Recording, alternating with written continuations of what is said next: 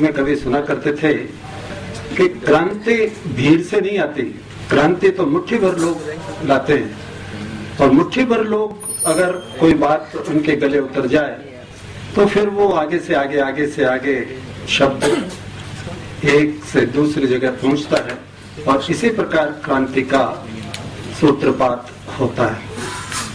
तो अब इसलिए मैं माननीय राजीव जी से अनुरोध करूंगा कि वे अपनी सारगर्भित वार्ता से हमको लाभान्वित करें।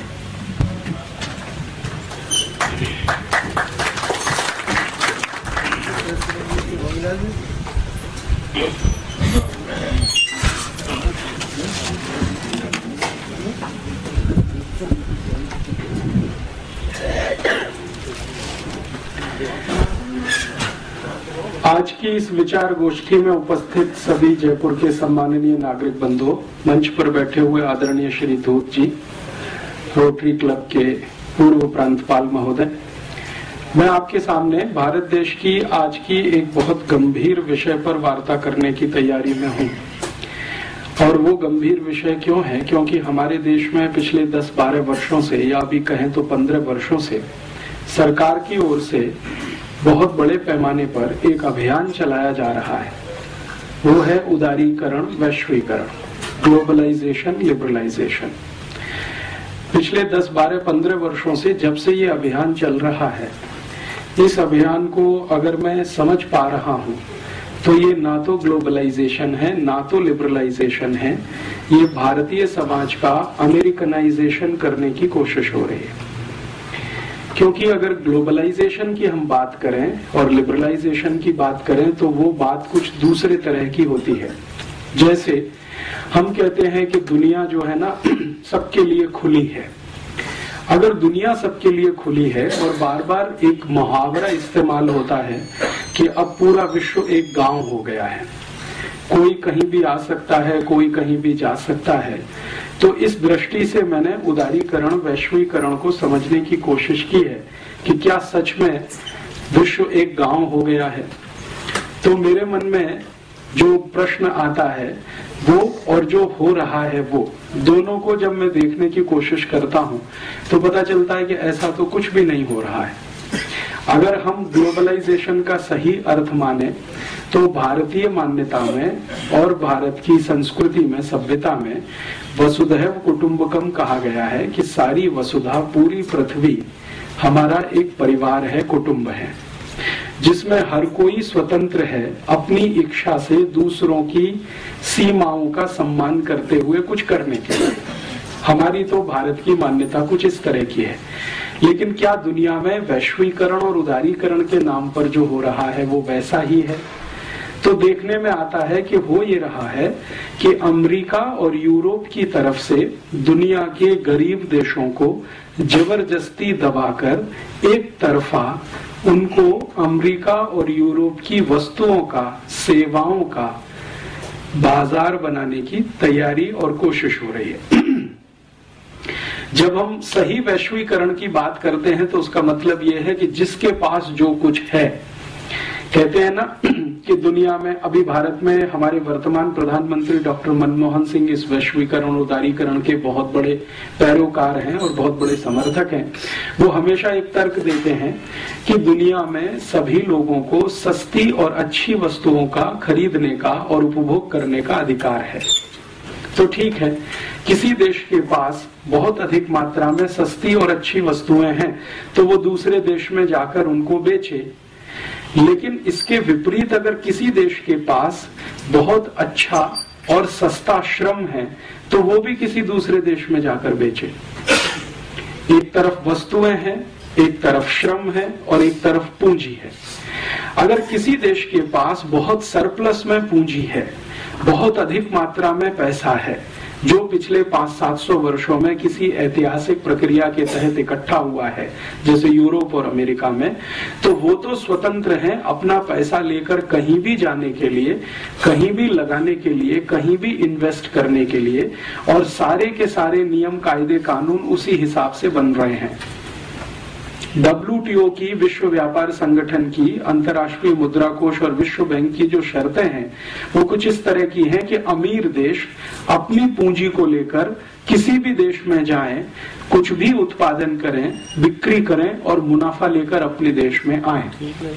तो जब भी उनसे ये बात होती है कि भाई आप अपनी पूंजी लेकर दुनिया के अगर किसी भी देश में जा सकते हैं, तो जिन देशों के पास पूंजी नहीं है उनके पास दूसरी कोई चीज है, तो वो उसे लेकर दूसरे किसी भी देश में जाने की उनको छूट होनी चाहिए। जैसे भारत के बारे में मैं बात करूं, अफ्रीका के बारे में बात करूं, एशिया के देशों के बारे में बात करूं, तो हमारे पास पूंजी अधिकता में नहीं है, क्योंकि एक ऐतिहासिक प्रक्रिया के तहत पिछले 500 साल में हमारी पूंजी को लूटा गया है, गुलाम बनाकर, कभी अंग्रेजों के द्वारा, कभी फ्रांसीसियों के द्वारा, कभी डच लोगों के द्वारा, कभी स्पेनिश लोगों के द्वारा समय समय पर हमारे देशों को, हमारे जैसे देशों को गुलाम बनाकर हमारी पूंजी को लूटा गया। तो हमारे पास तो सरप्लस में पूंजी नहीं है, लेकिन हमारे पास सरप्लस में श्रम है, लेबर है और स्किल्ड लेबर है। तो उदारीकरण में क्यों नहीं हमको इस बात की छूट होनी चाहिए कि हम हमारे अतिरिक्त श्रम को, अतिरिक्त लेबर को लेकर दुनिया के किसी भी देश में जाएं और उनको वहां हम काम पे लगाएं और उनके श्रम का जो मूल्य मिले वो भारत में लेके आएं।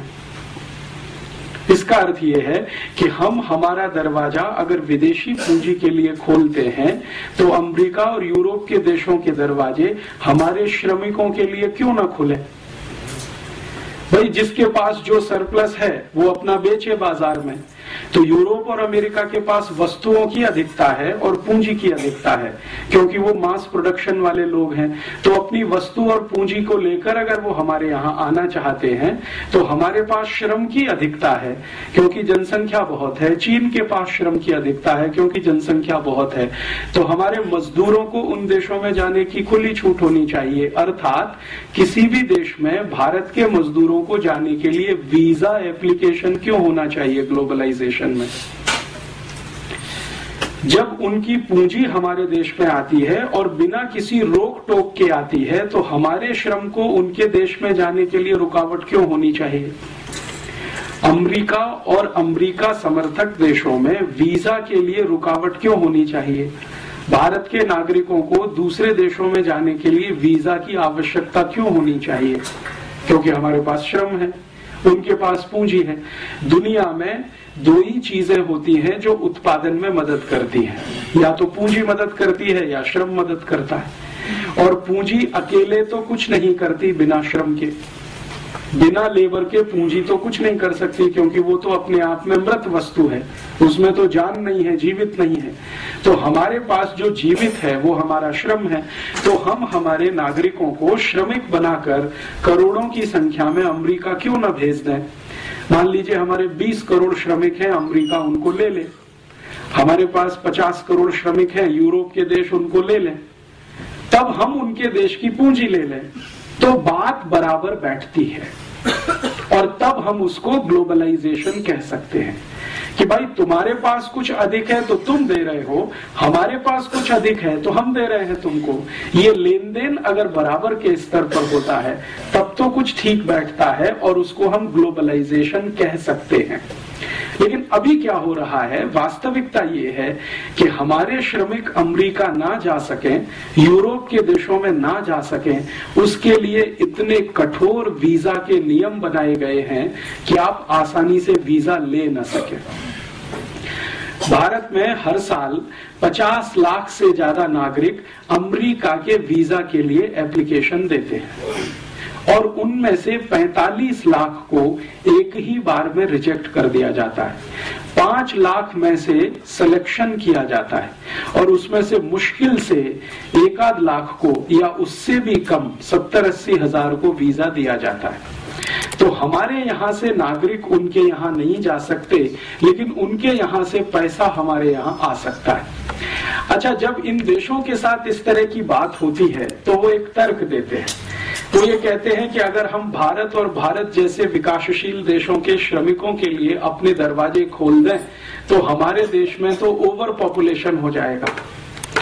लेकिन उनकी ये बात सच नहीं है, ये बहुत बड़ा झूठ है, क्योंकि वो देश बहुत कम पॉपुलेशन वाले हैं पहले से ही, तो इसलिए ओवर पॉपुलेशन होने का कोई कारण वहां दिखाई नहीं देता। मैं आपको एक तुलनात्मक तरीके से समझाता हूं। भारत में 110 करोड़ लोग रहते हैं लगभग इस समय, और हमारा जो कुल क्षेत्रफल है उससे 2 गुना ज्यादा क्षेत्रफल अमेरिका के पास है। अमेरिका का क्षेत्रफल पूरे देश का हमारे भारत से लगभग 2 गुना ज्यादा है, और अमेरिका में मात्र 30 करोड़ लोग रहते हैं। इसका मतलब यह है कि अमेरिका में अभी भी 30 करोड़ लोग और रह सके, इसकी गुंजाइश है। तो क्यों नहीं अमेरिका की सरकार अपने सारे दरवाजे खोलकर दुनिया के देशों से कहती है कि तुम हमारी पूंजी लो और अपने श्रमिक हमें दो। तो भारत से 30 करोड़ श्रमिक हम अमेरिका भेज दें, हम भी थोड़े बैलेंस हो जाएं, वो भी थोड़े बैलेंस हो जाएं। लेकिन अमेरिका 30 करोड़ तो छोड़ दो, 3000 लेने को तैयार नहीं। अमेरिका से भी ज्यादा क्षेत्रफल कनाडा देश का है। कनाडा का क्षेत्रफल तो अमेरिका से भी ज्यादा है। भारत से तो लगभग 3 गुने से ज्यादा है कनाडा, और आबादी उनकी बहुत कम है। आप जानते हैं कि कनाडा की कुल आबादी 3 करोड़ से भी कम है। तो 3 करोड़ की आबादी है और भारत से 3 गुना क्षेत्रफल है। हम भारत के 110 करोड़ लोग जितने क्षेत्रफल में रहते हैं, कनाडा में 330 करोड़ लोग रह सकते हैं। तो क्यों नहीं कनाडा की सरकार अपने सारे दरवाजे खोलकर भारत और भारत जैसे श्रमिकों को क्यों नहीं आमंत्रित करती? कनाडा के आगे चले, ऑस्ट्रेलिया की बात करें। ऑस्ट्रेलिया का क्षेत्रफल भी भारत से 2.5 गुना ज्यादा है, और ऑस्ट्रेलिया की कुल आबादी मात्र 2 करोड़ है, और हमारी कुल आबादी 110 करोड़ है। माने जितनी क्षेत्रफल में 110 करोड़ लोग रहते हैं, उतने क्षेत्रफल में ऑस्ट्रेलिया में 250 करोड़ लोग रह सकते हैं। तो ऑस्ट्रेलिया की सरकार अपने दरवाजे क्यों नहीं खोलती भारत के सभी श्रमिकों के लिए कि आप आओ, हमारे यहाँ बस जाओ, क्योंकि हमारे पास बहुत बड़ा क्षेत्रफल है, संसाधन भी बहुत है। क्योंकि ऑस्ट्रेलिया की पूंजी भारत में आ रही है, तो भारत का अतिरिक्त श्रम ऑस्ट्रेलिया जा रहा है, ग्लोबलाइजेशन हो रहा है। और एक उदाहरण देता हूं, ऑस्ट्रेलिया के नजदीक में एक देश है न्यूजीलैंड, उसका भी क्षेत्रफल भारत से ज्यादा है, और सौभाग्य दुर्भाग्य जो भी है वहां रहने वाले लगभग 1 करोड़ के आसपास है, 1.25 करोड़ है। तो क्यों नहीं न्यूजीलैंड की सरकार ये कहती है कि आप आओ, आपके लिए सारे दरवाजे खुले हैं, हमारे पास पूंजी ज्यादा है, आपके पास श्रम ज्यादा है, आप अपने श्रमिकों को न्यूजीलैंड भेज दो, हम उनको खपा लेंगे, क्योंकि हमारे पास बहुत सारे रिसोर्सेज भी हैं और बहुत जमीन भी है। और ये जो न्यूजीलैंड है, ऑस्ट्रेलिया है, कनाडा है, ऐसे दुनिया में 145 देश हैं जिनकी जनसंख्या 1 करोड़ के आसपास है, और ये 145 देश 1-1 करोड़ के आसपास की जनसंख्या में रहते हैं। और भारत और चीन जैसे जो देश, 2 देश जहां की कुल जनसंख्या लगभग 250 करोड़ के आसपास है, वो इनसे कम क्षेत्रफल में रहते हैं। तो चीन और भारत के पास श्रम बहुत है, एशिया के पास श्रम बहुत है, तो एशिया के श्रमिकों के लिए यूरोप और अमेरिका के दरवाजे खुले, तो हम उनकी पूंजी के लिए अपना दरवाजा खोलें, तब तो बात बनती है ग्लोबलाइजेशन, उदारीकरण, वैश्वीकरण, जिसको हम ईमानदारी से कहें। लेकिन अभी क्या हो रहा है? अभी ऐसा नहीं हो रहा है। अभी जो हो रहा है पिछले 12-15 वर्षों से वो ये कि भारत के श्रमिक और चीन के श्रमिक, बांग्लादेश के श्रमिक या पाकिस्तान के श्रमिक यूरोप के देशों में घुस नहीं सकते। इतने कठोर वीजा के कानून पिछले 10-12 वर्षों में बनाए गए, और ना सिर्फ कठोर कानून बनाए गए हैं बल्कि बेईमानी भी शुरू की गई है। बेईमानी क्या शुरू की गई है? मैंने आपसे कहा कि 50 लाख हिंदुस्तानी हर साल अमेरिका के लिए वीजा एप्लीकेशन देते हैं, उनमें से 45 लाख को तो रिजेक्ट कर दिया जाता है। लेकिन आप जानते हैं कि वीजा एप्लीकेशन करते समय फीस देनी पड़ती है, और औसतन फीस अगर आप $500 मान लें, क्योंकि अलग अलग कैटेगरी के वीजा हैं और अलग अलग तरह की फीस है, तो हम सामान्य रूप से माने कि $500 की फीस एक एप्लीकेशन के साथ हमको देनी है, तो 50 लाख एप्लीकेशन में $500 का मल्टीप्लिकेशन कर लें। तो आप कल्पना करें कि हम हजारों लाखों करोड़ों डॉलर वीजा एप्लीकेशन फीस के साथ दे रहे हैं, तो जब वीजा हमारा रिजेक्ट किया जा रहा है तो ईमानदारी के साथ हमारी फीस वापस होनी चाहिए। लेकिन अमेरिका की कोई भी एम्बेसी हमारी वीजा फीस को वापस नहीं करती है। इसका मतलब यह है कि अमेरिका की सभी एम्बेसियां पूरी बेईमानी के साथ इस देश को लूटने में लगी हुई हैं। ईमानदारी तो यह है कि अगर आप हमारा वीजा नहीं दे सकते तो फीस वापस कर दो और कह दो कि भाई आप अमेरिका जाने के लायक नहीं हैं। लेकिन हमारी फीस भी नहीं देते, पैसा भी रख लेते हैं, अपमान करके हमको एम्बेसी से निकाल भी दिया जाता है, फिर भी हम वहां लाइन लगा के खड़े रहते हैं। मैंने बहुत दुखद दृश्य मेरी आंखों से बार बार देखा है। दिल्ली, मुंबई, कलकत्ता, मद्रास में भारत के लोग गुलामों की तरह से अमेरिका एम्बेसी में वीजा के लिए लाइन लगाते हैं, जैसे भेड़ बकरियां लाइन लगाती हैं, और उनके साथ इतनी बदतमीजी और इतने अपमान का व्यवहार किया जाता है कि वो सुसाइड कर लेना वहां ज्यादा सम्मानजनक होता है। हर क्षण अपमान करते हैं। आपको इंटरव्यू के लिए बुलाया जाएगा और बहुत ही बदतमीजी के साथ आपसे सवाल किए जाएंगे। और सिर्फ इतना ही अपमान नहीं करते हैं, आप गलती से वीजा पा गए और अमेरिका के हवाई अड्डे पर पहुंच गए तो आपके कपड़े उतार सकते हैं और पूरे के पूरे उतार सकते हैं। और ये कोई साधारण आदमी के साथ होता हो तो हम चलो मान लेते हैं, लेकिन ये हमारे रक्षा मंत्रियों के साथ होता है, मुख्यमंत्रियों के साथ होता है। अभी थोड़े दिन पहले आप जानते हैं कि इस भारत देश के मध्य प्रदेश के मुख्यमंत्री श्री बाबूलाल गौर अमेरिका प्रवास पे गए और हवाई अड्डे पर सारे कपड़े उतरवा लिए। और श्री बाबूलाल गौर कहते हैं खुद कि मैं सिर्फ अंडरवियर पहने हुए था, बाकी सब उतारना पड़ा। इसी तरह से हमारे देश के एक बहुत बड़े समाजवादी नेता जॉर्ज फर्नांडीज जब भारत के रक्षा मंत्री की हैसियत से अमेरिका गए तो उनके सारे कपड़े उतार दिए, सिर्फ अंडरवियर पहने रह गए। तो भारत के रक्षा मंत्री का, भारत के मुख्यमंत्री का किसी भी हवाई अड्डे पर कपड़े का उतार दिया जाना, ये इस बात को बताता है कि उनकी जो मानसिकता है हमारे प्रति गुलामी वाली, वो अभी गई नहीं है। वो हमको अभी भी गुलाम मानते हैं। तो फिर ग्लोबलाइजेशन कैसे हो सकता है? जो भी कुछ हो रहा है वो अमेरिकनाइजेशन ही हो रहा है। वहां से तो सब कुछ यहाँ आए, वहां की कंपनियां यहाँ आए, वहां की सेवा करने वाली संस्था यहाँ आए, वहां के विशेषज्ञ यहाँ आए, डॉक्टर्स आए, चार्टेड अकाउंटेंट्स आए, इंजीनियर्स आए, वहां के एडवोकेट्स भारत में आए, सब कुछ वहां का यहाँ आए। वहां की दाल आए, चावल आए, चना आए, मटर आए, वहां की सब्जियां आए, सब कुछ। यहां से कुछ ना जाए वहां की संस्कृति आए, वहां की सभ्यता आए, वहां की परंपरा आए, सब कुछ आए, यहां से कुछ ना जाए वहां। तो ये तो कुछ ग्लोबलाइजेशन नहीं है और ये तो कुछ लिबरलाइजेशन भी नहीं है। और ग्लोबलाइजेशन और लिबरलाइजेशन के सही शब्दों को अगर अर्थ करना सीखें, उदारीकरण और वैश्वीकरण की सही परिभाषा करना सीखें, तो हमारे यहाँ संस्कृति में बहुत विस्तार पूर्वक कहा गया वसुधैव कुटुंबकम, मतलब पूरी दुनिया आपके लिए परिवार जैसी है। माने दुनिया के साथ आप परिवार जैसा व्यवहार करें।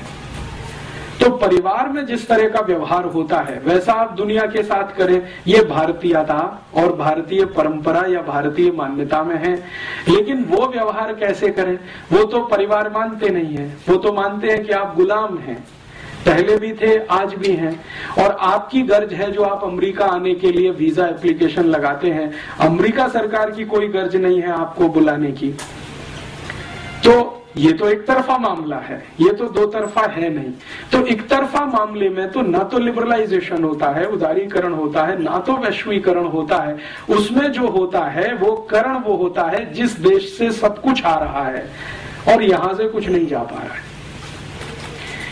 यहां से कुछ भी हम भेजें, जैसे हम अंगूर भेजें, आम भेजें, टमाटर भेजें, गाजर भेजें, मूली भेजें, तो वहां से रिजेक्ट हो जाता है।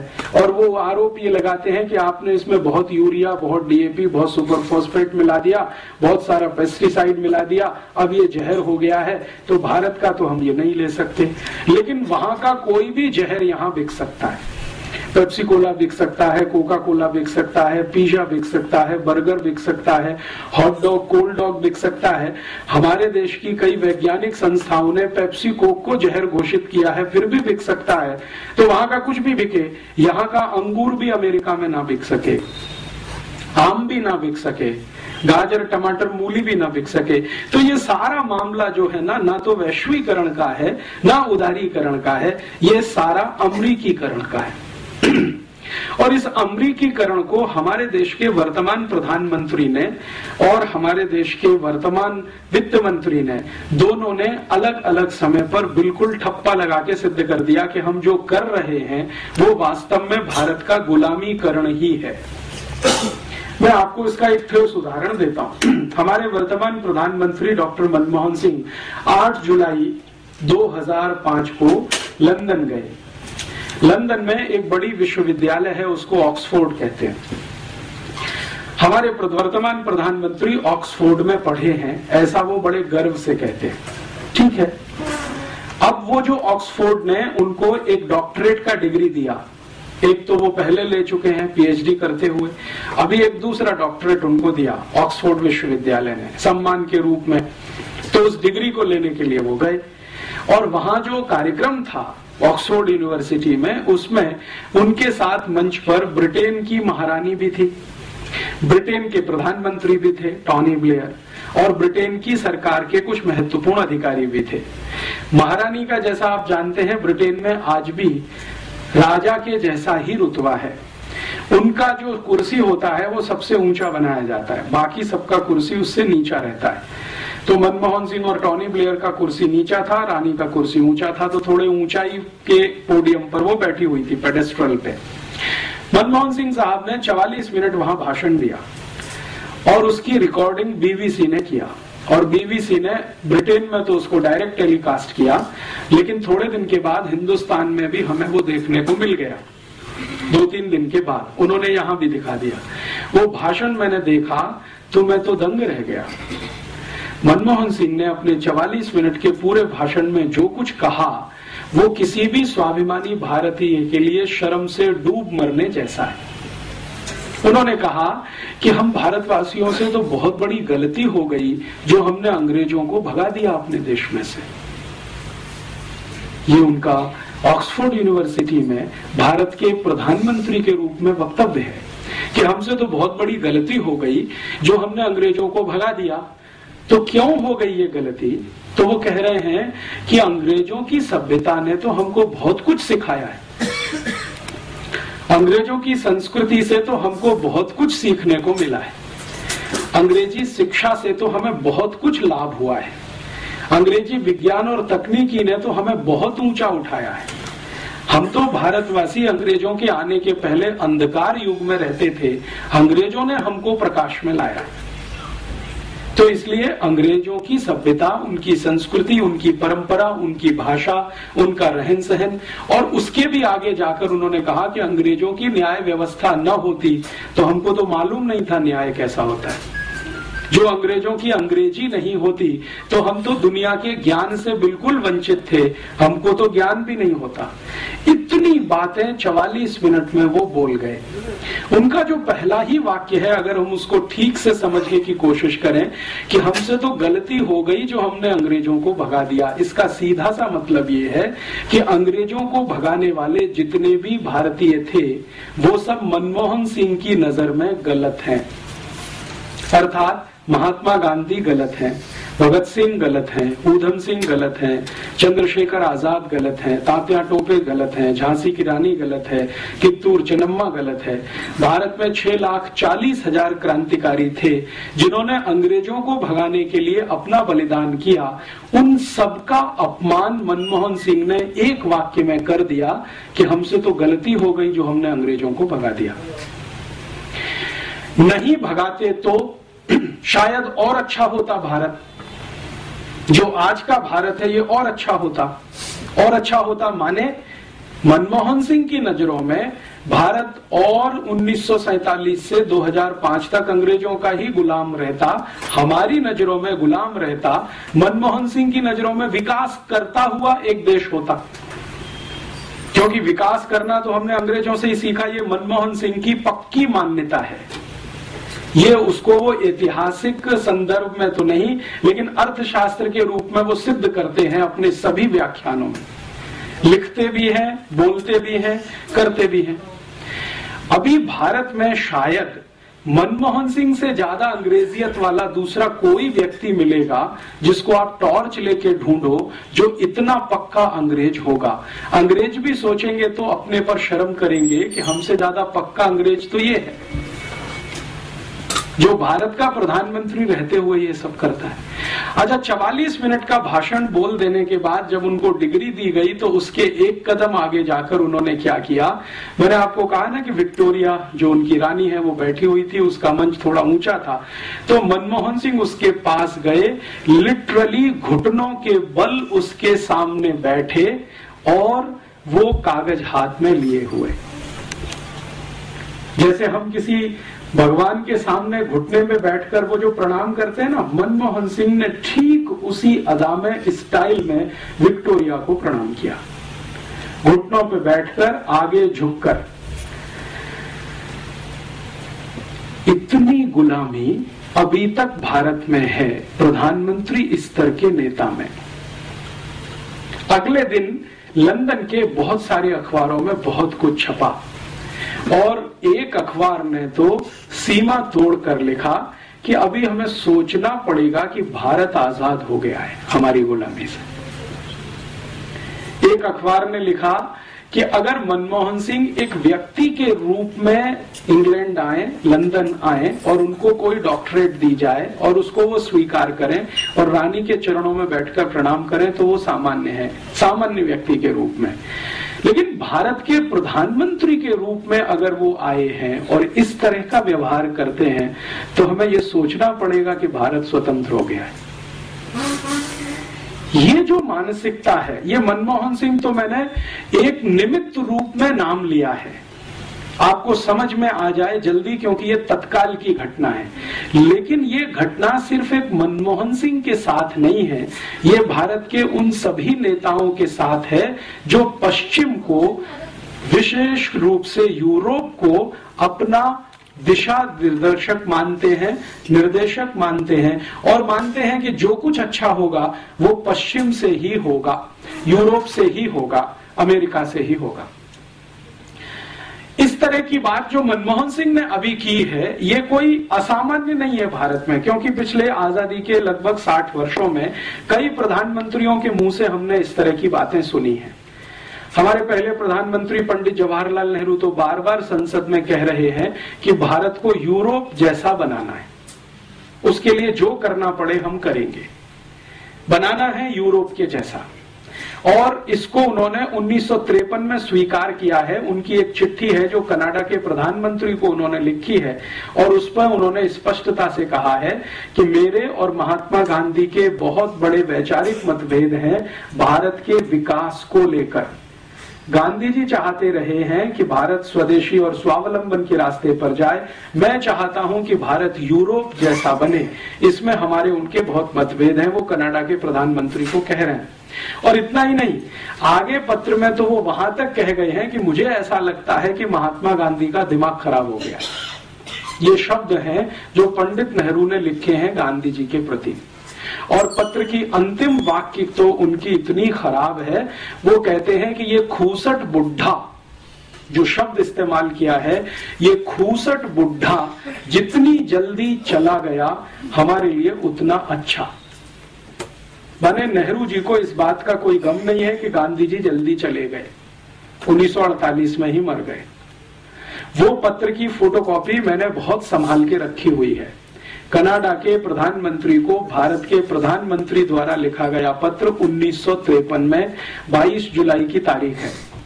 कनाडा के प्रधानमंत्री ने गलती से कहें या जानबूझकर कहें, उस पत्र को अपनी ऑटोबायोग्राफी में अभी छाप दिया है और वो थोड़े दिन में भारत में किताब बन के आएगा तो उस पर बवाल होने वाला है और जवाब देना पड़ेगा। तो नेहरू जी खुद मानते हैं कि मेरे गांधी जी से मतभेद हैं विकास के सवाल पर। और बाद में नेहरू जी का जो भारत की संसद में अलग अलग समय पर दिए गए वक्तव्य हैं, जैसे उन्होंने एक बार बहुत लंबा भाषण दिया है भारत की संसद में गाय के वध को रोकने के प्रश्न पर, गोवध रोकने के प्रश्न पर। तब लंबे भाषण में उन्होंने कहा है कि आजादी के पूर्व मैंने कहा था कि गाय हत्या बंद होनी चाहिए, लेकिन जरूरी नहीं है कि आजादी के बाद वो हो ही जानी चाहिए। और वो कहते हैं कि मैं संसद के सभी सांसदों को विनम्रता पूर्वक अपील करता हूं कि ये गोवध को रोकने के लिए जो कानून बनने जा रहा है इसको वो पास ना होने दें। अगर ये पास हुआ तो मुझे इस्तीफा देना पड़ेगा। तो उनसे जब बात की जा रही है कि आपको क्या तकलीफ है भारत की गाय की रक्षा हो, इसमें आप क्यों परेशान हैं, तो नेहरू जी कहते हैं कि ये विश्व के लोग हंसेंगे हमारे ऊपर, दुनिया हंसेगी कि हम गाय बचाने में लगे हुए हैं। दुनिया हंसेगी माने यूरोप हंसेगा हमारे ऊपर कि हम गाय बचाने में लगे हुए, क्योंकि यूरोप में तो गाय को काट के ही खाया जाता है। दूध के लिए गाय को यूरोप में पाला नहीं जाता है। ये ठीक है कि वो दूध दे देती है तो वो बाई प्रोडक्ट है, लेकिन मुख्य तो गाय का मांस है। तो दुनिया के यूरोप और अमेरिका के लोग तो हंसेंगे, और हमको तो यूरोप जैसा ही होना है, तो गो हत्या क्यों बंद होनी चाहिए भारत में। तो ये एक विचार है। ये मैंने तुलना इसलिए की है कि ये मनमोहन सिंह महोदय ने जो कुछ बोल दिया है वो कोई आश्चर्य की बात नहीं है, क्योंकि भारत में पिछले 60 साल से ये बोला जा रहा है। अगर नेहरू जी ये बोल सकते हैं तो मनमोहन सिंह के बोलने में क्या तकलीफ है। और आप कहेंगे जी ये नेहरू जी और मनमोहन सिंह तक सीमित है, तो ये ऐसा नहीं है। भारत में पिछले 60 वर्षों में जो प्रधानमंत्री हुए हैं उनमें से 2-3 को छोड़कर लगभग सभी इसी विचार के हैं, मानसिकता के हैं। और प्रधानमंत्री से भी ज्यादा पिछले 60 वर्षों में भारत की योजना बनाने वाले जो बड़े अर्थशास्त्री हुए हैं या योजना आयोग के अध्यक्ष उपाध्यक्ष रहे हैं, वो तो इससे भी ज्यादा बड़ी मानसिकता वाले हैं। जैसे वर्तमान में योजना आयोग के अध्यक्ष तो हमेशा प्रधानमंत्री होते हैं, लेकिन मुख्य काम उपाध्यक्ष करता है। तो मोंटेक सिंह अहलूवालिया इस समय उपाध्यक्ष हैं। वो कहते हैं कि नेहरू जी जितनी तीव्रता से भारत को यूरोप बना सकते थे, उससे ज्यादा मैं चाहता हूं कि और ज्यादा तेजी से भारत यूरोप बने। तो वर्तमान में भारत के योजना आयोग के उपाध्यक्ष हों या प्रधानमंत्री हों या प्रधानमंत्री के मंत्रिमंडल में चिदम्बरम जो वित्त मंत्री हैं, ये तो 1996 में जब लंदन थे 24 अक्टूबर को, तो इन्होंने इंग्लैंड की बहुत सारी कंपनियों के अधिकारियों के सामने कहा था, वो रिकॉर्ड पर है, कि हमने 400 साल पहले अंग्रेजों को बुलाया और ईस्ट इंडिया कंपनी के लिए दरवाजा खोला। तो अब फिर से हम दरवाजा खोलना चाहते हैं, आप आइए और भारत को लेके जाइए, हम प्लेट में रख के भेंट करते हैं आपको। तो इस तरह की जो मानसिकता है इसमें व्यक्ति महत्व का नहीं है, विचार महत्व का है। वो मनमोहन सिंह ये कहते हैं, चिदम्बरम ये कहते हैं, मोंटेक सिंह अहलूवालिया ये कहें, या कभी पंडित जवाहरलाल नेहरू ये कहें, या कभी कोई XYZ और कहे, व्यक्ति का महत्व इसमें नहीं है। विचार क्या है वो समझने की है। और विचार बहुत ताकत के साथ भारत के सत्ता वर्ग में ये बैठा हुआ है कि यूरोप जैसा ही होना अंतिम लक्ष्य है हमारा, अमेरिका जैसा ही होना अंतिम लक्ष्य है हमारा। मेरे मन में पिछले 10, 12, 15 वर्षों से ये विषय बहुत तेजी से घूमता रहा है कि अगर हमारी सत्ता व्यवस्था और प्रतिष्ठान के मन में ये पक्का बैठ गया है कि भारत को यूरोप और अमेरिका जैसा ही होना है, तो समझ लें कि यूरोप और अमेरिका क्या है। क्योंकि आप जब किसी के जैसा होना चाहते हैं और बिना समझ के होएंगे तो शायद इसमें कष्ट ज्यादा आएगा, समझ के साथ होएंगे तो शायद बेहतर हो जाएगा। तो मैंने सोचना शुरू किया कि जिस यूरोप और अमेरिका जैसा होना नेहरू जी चाहते रहे हैं, आज के मनमोहन सिंह चाहते हैं, मोंटेक सिंह अहलूवालिया चाहते हैं, या ऐसे और भी बहुत सारे राजनेता होंगे जो भारत की संसद में अलग अलग समय पर बोलते रहे हैं, अनेक दूसरी पार्टियों में हैं। बीजेपी में ऐसे कई नेता हैं जो भारत को अंग्रेज और यूरोप जैसा ही देखना चाहते हैं अपने तरीके से। कांग्रेस में ऐसे बहुत हैं, और अब जनता दल में भी ऐसे बहुत हैं, समाजवादी पार्टी में भी बहुत हैं, और अब तो कम्युनिस्टों के बीच में भी एक ही लॉबी है, वो ये कहती है कि भारत को होना तो यूरोप और अमेरिका की ही तरह से है, लेकिन मार्क्सवाद के रास्ते पर, साम्यवाद के रास्ते पर। होना तो आपको वैसा ही है, लेकिन मार्क्सिज्म से होकर, साम्यवाद से होकर आप वहां तक जाइए। और दूसरी जो लॉबी है वो ये कहती है कि कैपिटलिज्म के रास्ते से वहां तक जाइए। तो या तो आपको पूंजीवाद से होते हुए यूरोप और अमेरिका तक जाना है, या मार्क्सवाद से होते हुए यूरोप और अमेरिका तक जाना है। लक्ष्य वही है, रास्ते अलग अलग हैं। तो ऐसी परिस्थिति में मेरे मन में एक विचार आया कि ये गांधी जी क्या कहते हैं यूरोप और अमेरिका के बारे में, जिसको नेहरू जी खूसट बुड्ढा कहते हैं। गांधी जी के मन में क्या है? तो गांधी जी की लिखी हुई सबसे पहली एक किताब मैंने पढ़ी, जो उन्होंने 1909 में लिखी थी, हिंद स्वराज। बहुत पतली सी पुस्तक है, और मेरी विनम्र प्रार्थना है आप सब पढ़ें तो बहुत अच्छा है। तो उनके बारे में बहुत सारी जो गलतफहमियां समाज में है वो दूर हो जाए शायद। उस पुस्तक में गांधी जी लिख रहे हैं कि ये यूरोप और अमेरिका की जो सभ्यता है, ये तो बिल्कुल शैतानी सभ्यता है। शैतान शब्द उन्होंने इस्तेमाल किया है। और गांधी जी के सामने बहुत बार उस पुस्तक को रखकर पंडित नेहरू ने और भारत के कई नेताओं ने आपत्ति उठाई है कि आपने इतना कड़ा शब्द क्यों लिखा है कि ये शैतानी सभ्यता है। तो गांधी जी कहते हैं कि मैंने ये बहुत समझबूझकर लिखा है, भावनात्मक आवेश में आकर नहीं लिखा है। मैंने इस यूरोप और अमेरिका की सभ्यता को समझने में अपने जीवन के उस दिन से, जिस दिन से मैं लंदन आया, गांधी जी जब लंदन गए हैं पढ़ाई करने के लिए और वापस आए हैं, तो वो कह रहे हैं कि इस पूरे समय को मैंने इस सभ्यता को समझने में ही लगाया है। और मेरी जो समझ बनी है इस सभ्यता के बारे में वो ऐसी ही है कि ये शैतानी सभ्यता है। भारत में कभी किसी पुराने काल में कोई राक्षसी सभ्यता होती होगी, ये उससे भी नीचे गिरी हुई है। इतने कड़े शब्दों में वो कह रहे हैं। इससे भी ज्यादा कड़े शब्दों में गांधी जी ने एक और टिप्पणी की है जो दर्ज है, जिसको उन्होंने आज तक वापस नहीं लिया अपने मरने के पहले तक। वो टिप्पणी ये है, वो ये कह रहे हैं कि ये जो पार्लियामेंट्री डेमोक्रेसी है, संसदीय लोकतंत्र, जो हमने इंग्लैंड से उधार ले लिया है या इंग्लैंड ने जबरदस्ती हमारे ऊपर थोप दिया है, ये तो किसी वैश्यावृत्ति से भी नीचे गिरा हुआ है। गांधी जी कहते हैं कि वैश्यावृत्ति करना संसदीय लोकतंत्र में जाने से बेहतर है। इतने कड़े शब्द हैं उनके। और भारत की संसद उस समय बन रही है जब गांधी जी आए हैं, 1914 में भारत आए हैं, तो संसद का ये निर्माण कार्य चल रहा है जो वर्तमान में आपको दिखाई देता है। और 1925 में ये संसद बनकर पूरी हुई है और इसमें से बैठकें होना शुरू हुई हैं। तो गांधी जी कहते हैं कि ये तो हमने एक बांझ को खड़ा कर दिया है जिसमें फर्टिलिटी नहीं है। तो गांधी जी को कोई पूछ रहा है कि आप ऐसा क्यों बोल रहे हैं, तो उन्होंने कहा कि इस संसद में से जिसको हमने खड़ा कर दिया है ढांचा, भारत के लिए कुछ भी शुभ निकलेगा नहीं। इसमें से जो निकलेगा वो अशुभ ही होगा। और ये बात गांधी जी जो 1914-15 में कह गए हैं, सन 2005 में सिद्ध हो गई है। अब इसमें सिद्ध होने के लिए और बहुत प्रतीक्षा करने की जरूरत नहीं है कि इसमें से कुछ निकलेगा नहीं।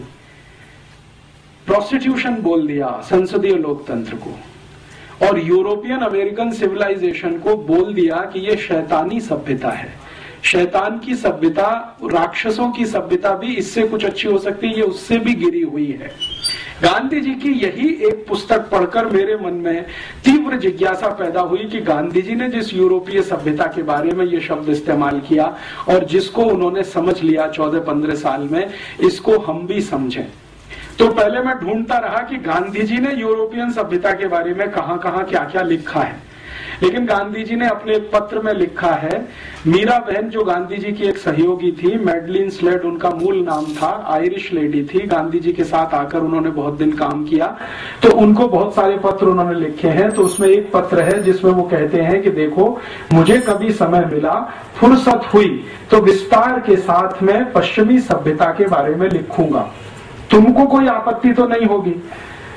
तो मीरा बहन कह रही है कि बापू उस सभ्यता से परेशान होकर तो मैं आपके पास आई हूं, मुझे क्या आपत्ति होगी, मुझे तो खुशी होगी कि भारत के लोग उसको खुलकर देख और समझ लेंगे, जो अंधे होकर उसके पीछे भाग रहे हैं, जिसको छोड़कर मैं आपके पास आई हूं।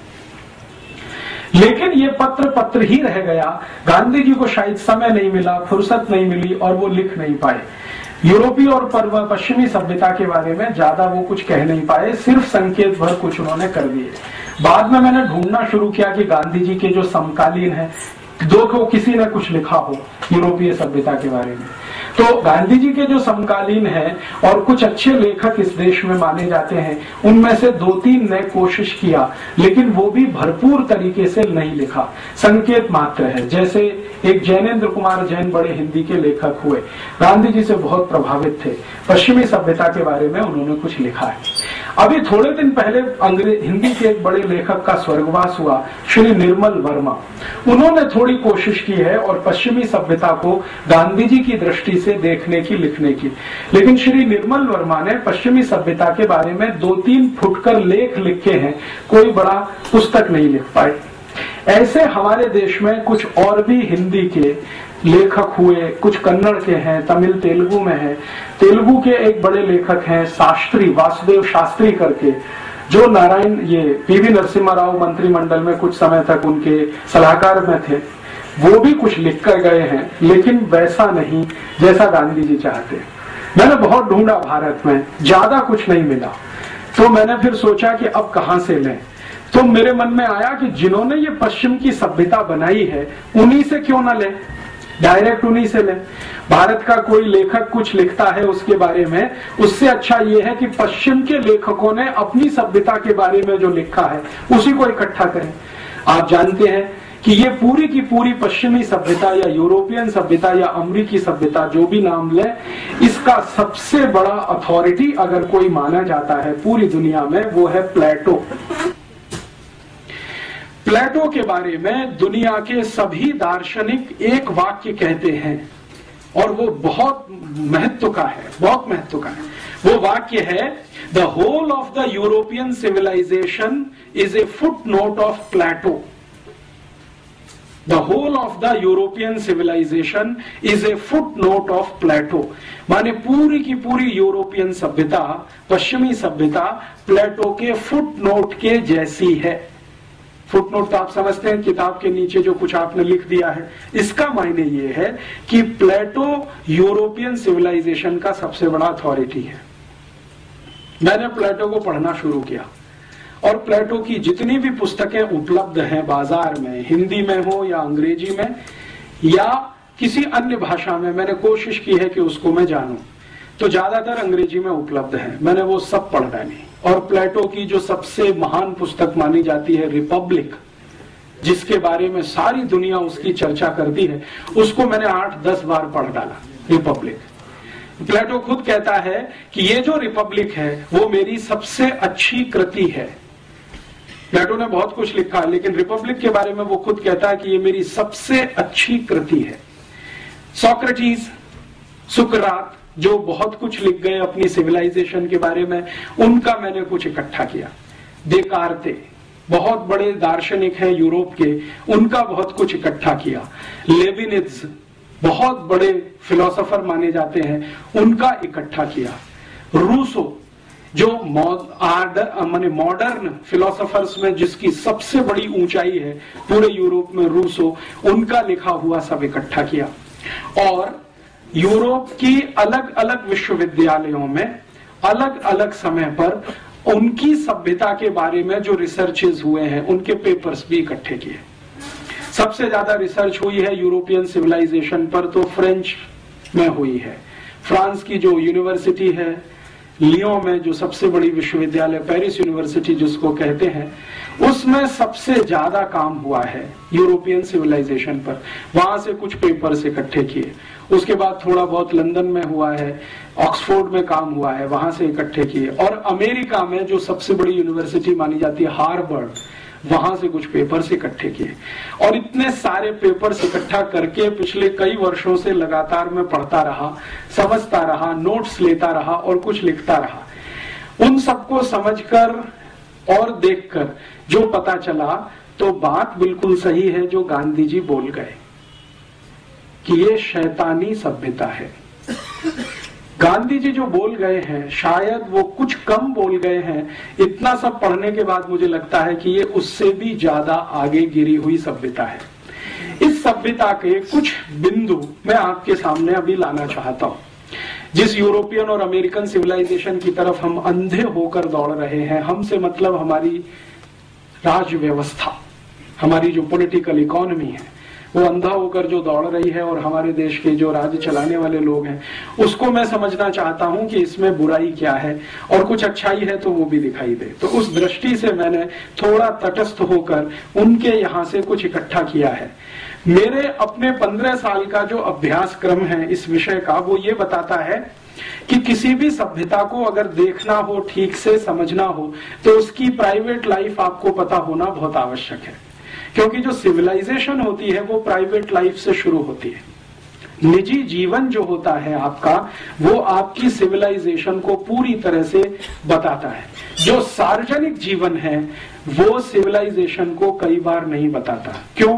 क्योंकि सार्वजनिक जीवन में आप कई बार पाखंड कर रहे होते हैं, ढोंग कर रहे होते हैं, आप जो नहीं होते हैं उसको दिखाने की कोशिश कर रहे होते हैं। तो सार्वजनिक जीवन तो बहुत विवादास्पद हो जाता है। निजी जीवन में विवाद नहीं होता, क्योंकि वहां जो है वो है।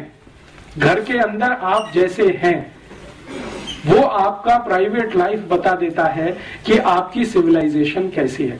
तो यूरोपियन परिवार की या यूरोपियन समाज की, और यूरोपियन समाज में मैं जब भी कहूंगा तो अमेरिका शामिल है, तो यूरोपियन समाज की निजी जिंदगी को जानने की पिछले कुछ साल में कोशिश करता रहा। उसमें से जो तथ्य निकल कर आए हैं वो बहुत ऐसे हैं जो झकझोर देते हैं, कई बार स्वीकार नहीं होते हैं, कई बार डाइजेस्ट नहीं होते हैं। मुझको ये सारे तथ्य डाइजेस्ट होने में बहुत साल लग गए, और मैं, मेरे गुरु जिनका नाम है श्री धर्मपाल, जिन्होंने मुझे इस काम में बहुत बड़ी मदद की, उनके साथ इस विषय पर घंटों घंटों बहस करता रहा हूं पिछले 1997 से आज तक। तो वो ये कहते हैं कि तुमको क्या तकलीफ होती है ये सत्य को स्वीकार करने में जैसा वो है। मैंने कहा मुझे जो बताया गया है यूरोप के बारे में और अमेरिका के बारे में वो इन तथ्यों से बिल्कुल उल्टा है। तो उन्होंने कहा कि सोच लो, जो तुम्हें बताया गया है वो गलत है और जो अभी तुम देख रहे हो वो ही सच है। तो मैं उनसे हमेशा ये पूछता रहा कि जिन लोगों ने मुझे ये बताया कि यूरोप ऐसा है, अमेरिका ऐसा है, उन लोगों ने शायद इनको जानबूझकर छुपा के रखा हमसे। तो उनका इसलिए कि उनको तुम्हें गुलाम बना के रखना था। तो अंग्रेजों ने अपने बारे में योग बताया, वो थोड़ा अच्छा ही होगा, खराब क्यों बताएंगे? खराब तो तुमको खोजना पड़ेगा अगर उनका पूरा सत्य देखना है तो वो जो कुछ दिखाई देता है वो गांधी जी के कहे से बिल्कुल मेल खाता है। अभी मैं यूरोपियन सभ्यता के बारे में आगे बढ़ूं उससे पहले एक सत्य उनका आपके सामने उद्घाटित करूं। वो आप सब जानते हैं, लेकिन ध्यान में लाने के लिए, यूरोप जो है वो एक खास तरह के वातावरण में रहने वाला इलाका है। खास तरह का वातावरण माने जहां ठंड बहुत होती है, तापमान बहुत बार -20 डिग्री सेंटीग्रेड से भी नीचे चला जाता है, कई बार -40 डिग्री सेंटीग्रेड हो जाता है। दुनिया में माना जाता है कि 0 डिग्री तापमान जो है ना सबसे न्यूनतम है, लेकिन वो -20 उससे भी नीचे है, -40 और ज्यादा नीचे है।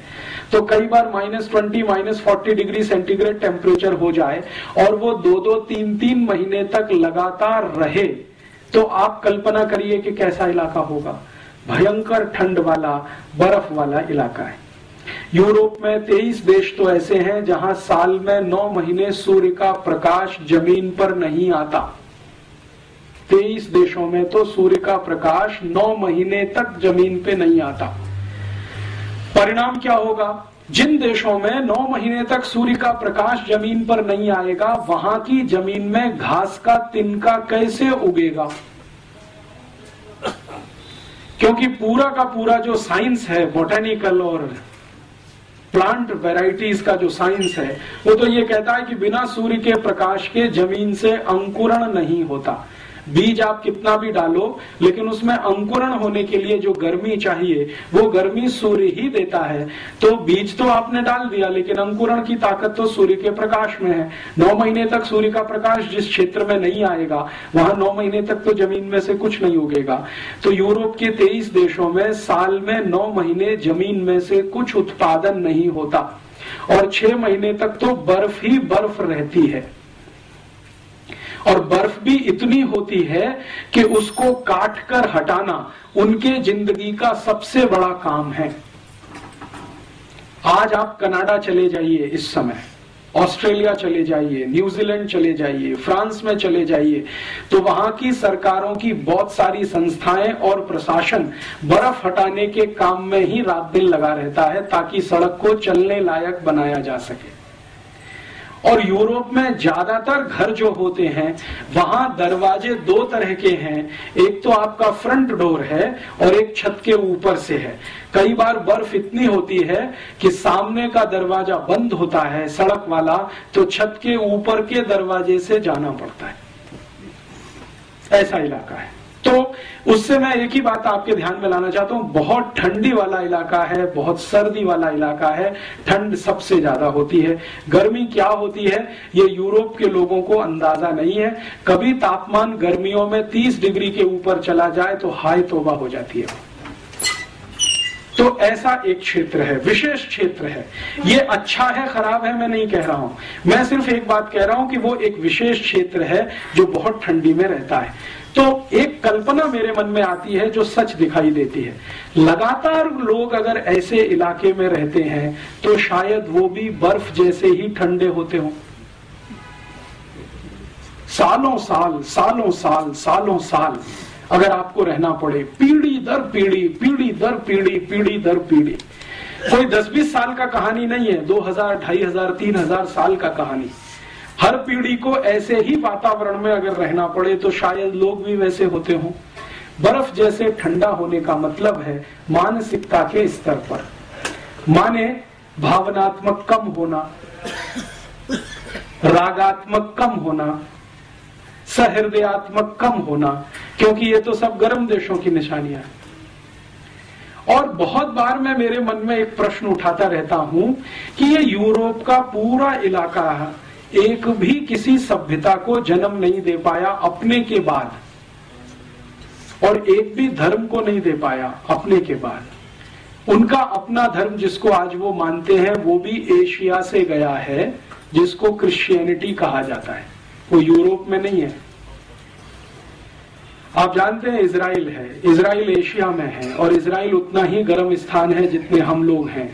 हमारे यहाँ जिस तरह का वातावरण है लगभग उसी तरह का वहां है। अरब देशों में जिस तरह का वातावरण है लगभग इजराइल में वैसा ही है।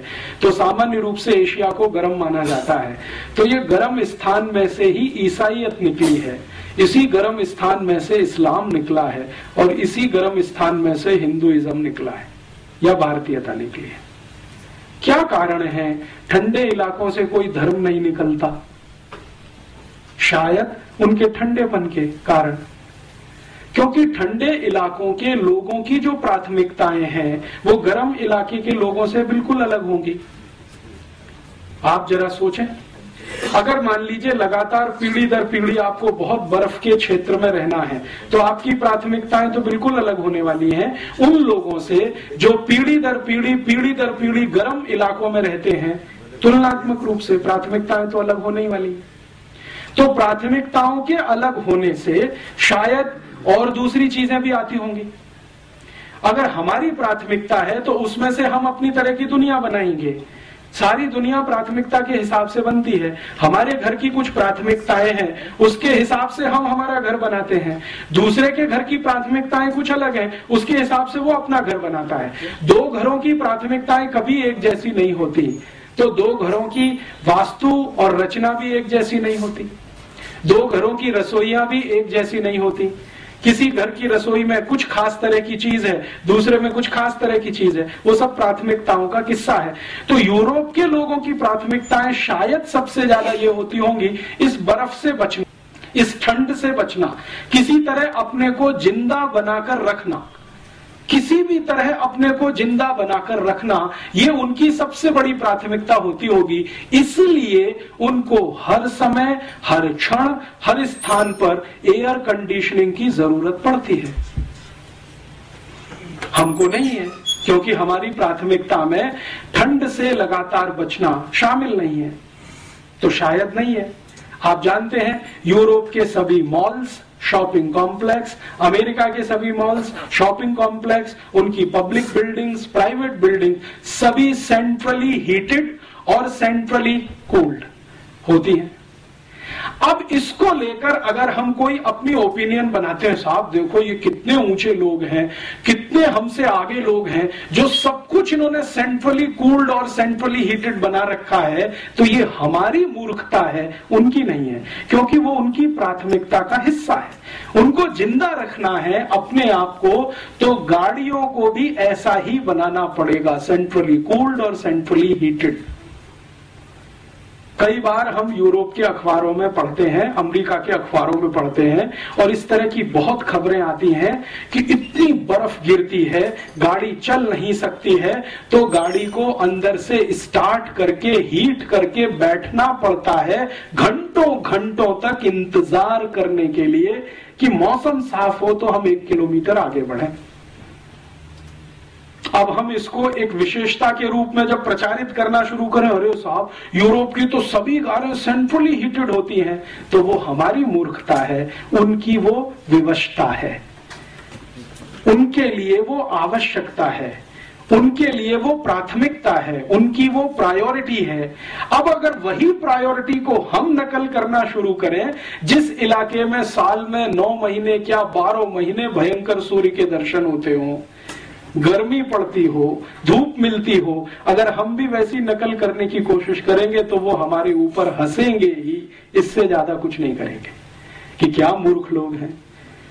ये अपने हिंदुस्तान में भी वैसे ही कर लेना चाहते हैं जैसे हम हैं। हम तो मजबूरी में हैं क्योंकि हमारी व्यवस्था ऐसी है, ये तो शौक के साथ उस रास्ते पे जा रहे हैं। मैं कहना ये चाहता हूं कि शायद हिंदुस्तान की सभी गाड़ियों को सेंट्रली हीटेड और सेंट्रली कूल्ड करने की जरूरत नहीं है, क्योंकि मौसम ही हमारे यहाँ इस तरह का है। लेकिन अगर हम इसी तरह की गाड़ियां बनाते जाएं और अपने को अभ्यस्त करने की कोशिश करें, तो ये तो कुछ ऐसी ही कहानी है, बिना जाने समझे दूसरों की नकल करना, और उसको हम अपनी हीनता के साथ जोड़ें और उनकी ऊंचाई के साथ जोड़ना शुरू करें। देखो यूरोप अमेरिका वाले बहुत ऊंचे हैं, जो सेंट्रल एयर कंडीशन सिस्टम सब जगह बनाते हैं और सेंट्रली कार बनाते हैं एयर कंडीशन और हीट, और हम नहीं कर पाते हैं, तो हम पीछे हैं, वो हमसे आगे हैं। इस तरह का जब तुलना करना शुरू करते हैं तो ये सिवाय हास्यास्पद होने के और कुछ नहीं है। एक बार उनका क्षेत्र क्या है ये हमारे समझ में आए तो हर चीज उनको समझ में। अब देखिए, जब आप बहुत ठंड वाले इलाके में रहेंगे तो आपको अपने को गर्म रखने के लिए कुछ ना कुछ एक्स्ट्रा क्यूरिकुलर करना पड़ेगा, एक्स्ट्रा एक्टिविटीज करनी पड़ेंगी ताकि आप गर्म बने रहें। नहीं तो ठंडे पड़ गए तो आप गर्म बने रहें, इसके लिए कुछ ऐसा करते रहिए। तो आप जरा ध्यान दें, यूरोप के देशों में लोगों के अपने वैयक्तिक जीवन के जो कुछ है हिस्से, वो किस तरह के हैं। उदाहरण के लिए उनका डांस ले लें। उनके डांस में हम हमेशा देखते हैं यूरोप और अमेरिका में कि सबसे ज्यादा तेज पद संचालन होता है। अगर आप पूर्वी यूरोप में जाएं, जिसको सोवियत संघ पहले कहा जाता था, और सोवियत संघ का जो पड़ोस है, पोलैंड है, चेकोस्लोवाकिया, बल्गारिया, रोमानिया, हंगरी आदि आदि, वहां का कोई भी डांस देखें जो यूरोप का हिस्सा, तो सबसे फास्ट, सबसे तेज पद संचालन उन्हीं के नृत्य में है। क्यों? यूरोप का डांस आपने देखा, बहुत सारे ट्रुप्स आते हैं, यूरोपियन ट्रुप्स, जिनके डांस मैंने दिल्ली में देखे हैं, मुंबई में देखे हैं। वो इतना तेज क्यों करते हैं? शायद वो उनकी जरूरत होगी, क्योंकि इतना तेज करने से शायद शरीर में ऊर्जा ज्यादा पैदा होती होगी, तो शायद उस ठंड से लड़ने में मदद करती होगी। हम भारत की बात करें, भारत की कल्पना करें, यहां जो वातावरण है और व्यवस्था है ये गर्म है, और थोड़ी ज्यादा ही गर्म है। गर्मियों में तो अति गर्म है, 50 डिग्री सेंटीग्रेड है। तो 50 डिग्री सेंटीग्रेड वाले क्षेत्र में रहने वाले लोग अगर डांस बनाएंगे तो वैसा तो नहीं हो सकता जैसा उनका है, क्योंकि हमारे पास तो पहले से ही गर्मी बहुत है। तो हमारे डांस जितने होंगे उसके जो पद संचालन होंगे वो बहुत सॉफ्ट होंगे, कम होंगे, धीमे होंगे, रिदम भी उतना ही धीमा होगा, पद भी उतने ही धीमे रखे जाएंगे, संचालन भी उतना ही धीमे होगा। अब इसको लेकर हम जब ये कंपैरिजन करें कि भाई उनका डांस तो बहुत अच्छा है, पॉप है, रॉक है, और उनका जो म्यूजिक है वो इतना फास्ट है, क्योंकि म्यूजिक फास्ट होना ही पड़ेगा जब डांस फास्ट है। आप ऐसा तो नहीं कर सकते कि डांस उनका फास्ट है और म्यूजिक स्लो हो जाए, ये तो होने वाला नहीं है। होएगा तो बैठेगा नहीं, कहीं सामंजस्य नहीं बैठेगा। तो उनको अपना सामंजस्य बिठाना है, डांस फास्ट करना है तो म्यूजिक फास्ट रखना पड़ेगा, तो म्यूजिक भी वैसा ही है। तो हम बार बार ये कहते हैं यार ये तो यूरोपियन म्यूजिक बहुत फास्ट है, समझ में नहीं आता, तो सुनते क्यों है, जरूरत क्या है उसकी। उस ठंडे क्षेत्र के लोगों की जो निजी जिंदगी है वो कैसी है, प्राइवेट लाइफ कैसी है। अभी मैं आपसे जो बात करूंगा वो पिछले लगभग 2000 साल की बात करूंगा, एक साथ बात करूंगा, क्योंकि सन के हिसाब से करूंगा बहुत लंबा हो जाएगा। आज से लगाकर पिछले 2000 साल तक, माने आज सन 2005 है, तो लगभग पहली शताब्दी तक कैसा है यूरोप का निजी जीवन, आज भी चल रहा है लगभग उतना ही जो मैं कहूंगा आपसे। और ये जो कहूंगा वो प्लेटो के हिसाब से, सोक्रेटिस के हिसाब से, देकार्ते के हिसाब से, लेबिनिज के हिसाब से, उनके जो प्राइवेट लाइफ के रिसर्चर्स हैं उनके हिसाब से कहूंगा, मेरे हिसाब से नहीं कहूंगा। ये जो प्राइवेट लाइफ है, निजी जीवन है, इसमें मैं शुरू करता हूं परिवार से कि वहां परिवार कैसा है, और फिर हमारे यहाँ कैसा, उसमें मैं आऊंगा तुलना के लिए। परिवार कैसा है तो उसमें आपको सुनकर आश्चर्य होगा कि पिछले 2000 साल से यूरोप में परिवार नहीं है। परिवार के नाम पर किसी तरह का एक कॉन्ग्लोमेरेशन है। हम जो परिभाषा करते हैं ना परिवार की, वैसा वहां कुछ भी नहीं है। 70% से ज्यादा लोग आज भी यूरोप में बिना परिवार के रहते हैं। बिना परिवार के रहते हैं माने या तो पत्नी, या तो पति, या तो स्त्री, या तो पुरुष, अलग अलग, तो परिवार तो बनता नहीं है। एकल पिता, एकल माता, सिंगल पेरेंट्स एक शब्द चलता है यूरोप में, सिंगल मदर और सिंगल फादर, ये बहुत बड़े पैमाने पर है। 70% लोग इसी में हैं लगभग। अमेरिका में भी लगभग वैसा ही है। अब ये जो कुछ है 70% बिना परिवार के, तो वहां तो कुछ ऐसा है नहीं। परिवार का जो इंस्टीट्यूशन है, जिसकी मिनिमम क्वालिफिकेशन हम कुछ मानते हैं कि एक पति होनी चाहिए, एक पत्नी होना, पति होना चाहिए, एक पत्नी होना चाहिए, बच्चे होने चाहिए, माता पिता होने चाहिए, माने पति पत्नी के माता पिता होने चाहिए, आदि आदि, जैसी हमारी कल्पना है वैसा वहां कुछ नहीं है। वहां तो सिंगल पेरेंट्स हैं, आइदर स्त्री और पुरुष। अब जो है ऐसे इलाके में बच्चों की क्या स्थिति है, बच्चे कैसे हैं, तो बहुत आश्चर्य की बात है ये जानना और समझना कि पूरी की पूरी यूरोपियन सोसाइटी या यूरोपियन सभ्यता पैट्रियार्कियल है, पितृसत्तात्मक है। मात्र सत्तात्मक वहां कुछ भी नहीं है। जो कुछ भी है वो पिता के आसपास है, पिता के केंद्र में है। माता का कोई केंद्र पूरे यूरोप और अमेरिकी सभ्यता में नहीं है।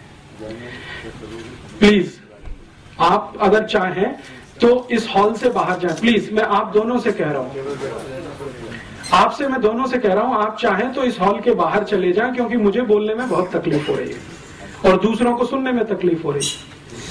कम से कम आप यहाँ अमेरिकी सभ्यता का ये लक्षण पेश ना करें कि आप इंडिविजुअल हैं और हम सब एक समाज के हिस्से। हाँ, तो वो आप मेरे व्याख्यान के बाद कहिए ना, ये तो जाने के कह रहे थे, तो आप जाने दीजिए ना उनको। आप जो है इतना डिस्टरबेंस कर रहे हैं, कोई तो इतना डिस्टरबेंस नहीं कर रहा है यहाँ पे। so hot in hot country. लेकिन आप जो है इतना ज्यादा क्यों मिसबिहेव कर रहे हैं? Don't be so hot in so hot country. आपका मिसबिहेवियर मुझे हॉट होने के लिए मजबूर कर रहा है। इतनी देर से मैं देख रहा हूँ कि आप दोनों अपनी गपशप कर रहे हैं, तो बाहर जाके करें। You are talking beside the topic. ये तो आप बाद में कह सकते हैं।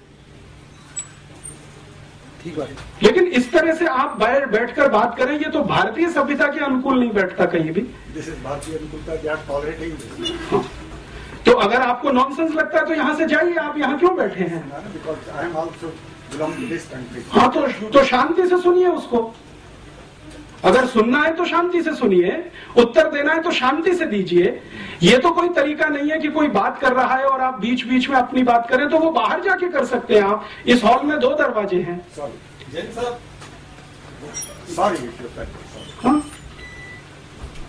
Sorry but talk to the topic. वो आपकी ओपिनियन हो सकती है, सबकी नहीं है वो। यदि आपको रुचि नहीं है तो जाइए ना। आप बहस बात कर रहे हैं, डिस्टर्ब मत करिए। आप सबको डिस्टर्ब किए जा रहे हैं। आप क्या मतलब?